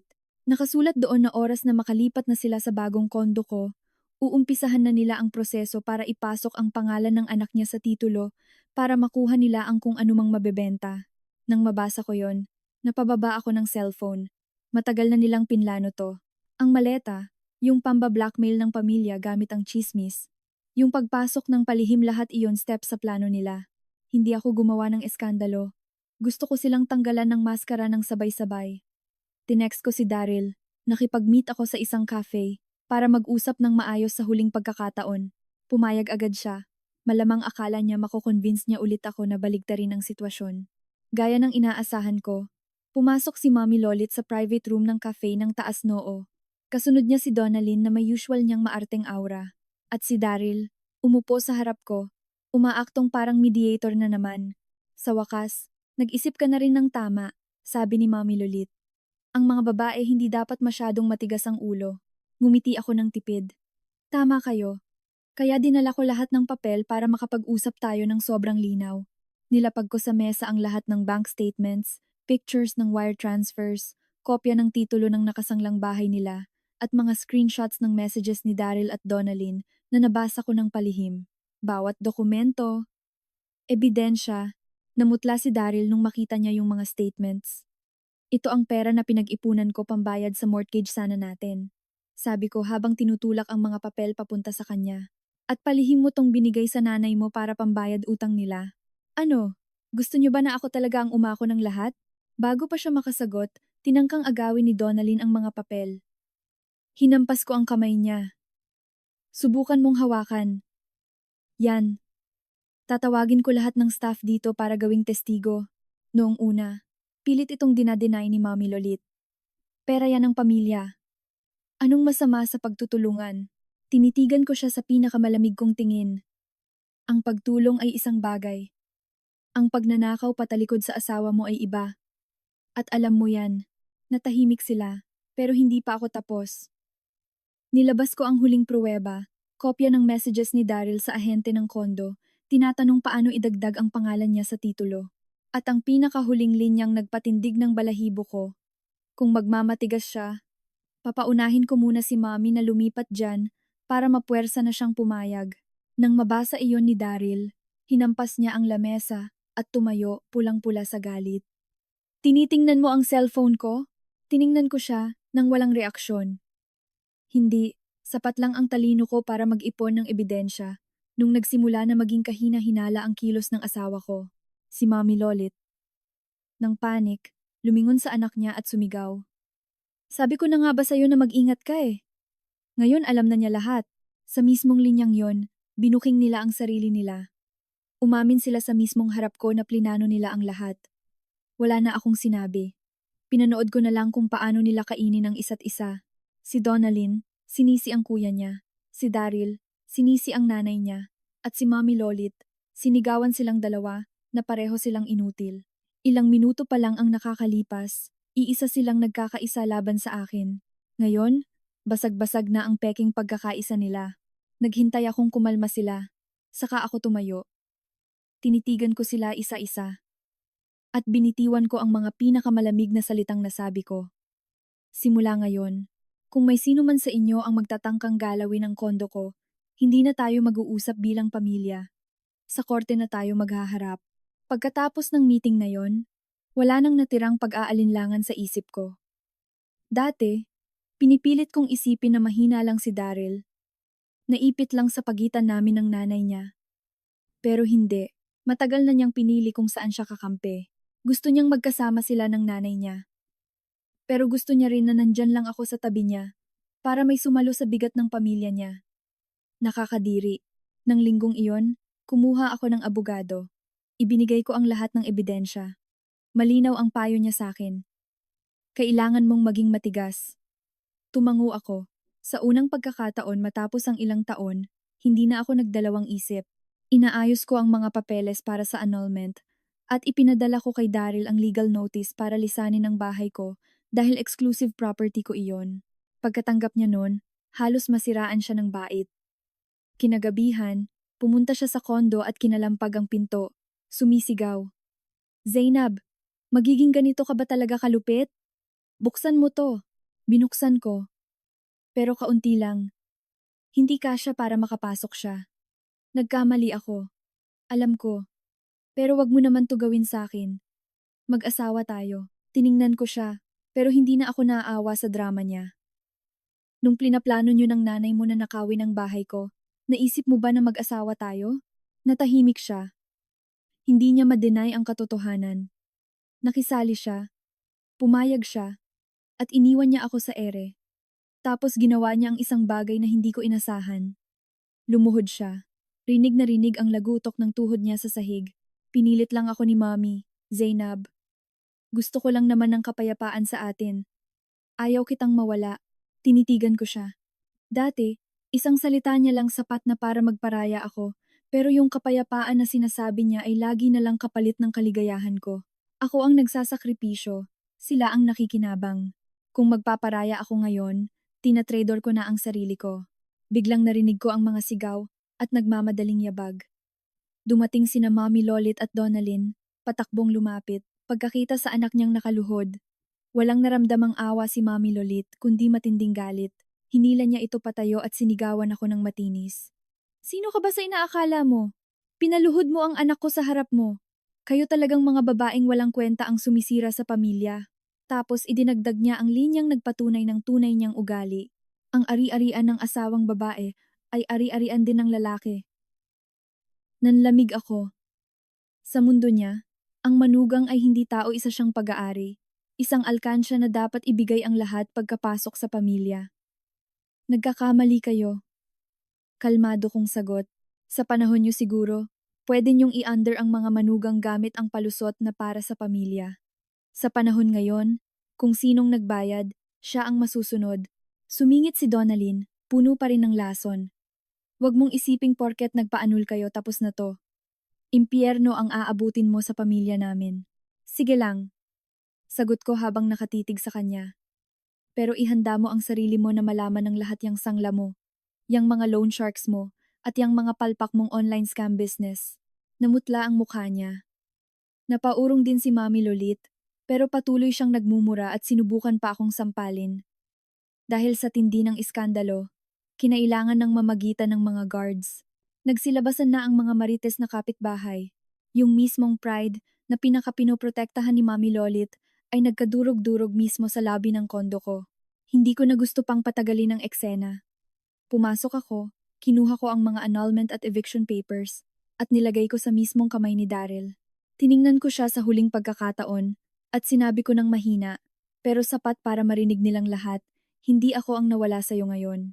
Nawala ako sa'yo noong mismong araw na nakipagplano ka sa nanay mo para manakaw ang bahay ko. Pagkatapos noon, binitiwan ko ang pinto at isinara. Bumagsak si Daryl sa may hagdan, hawak ang mga papeles.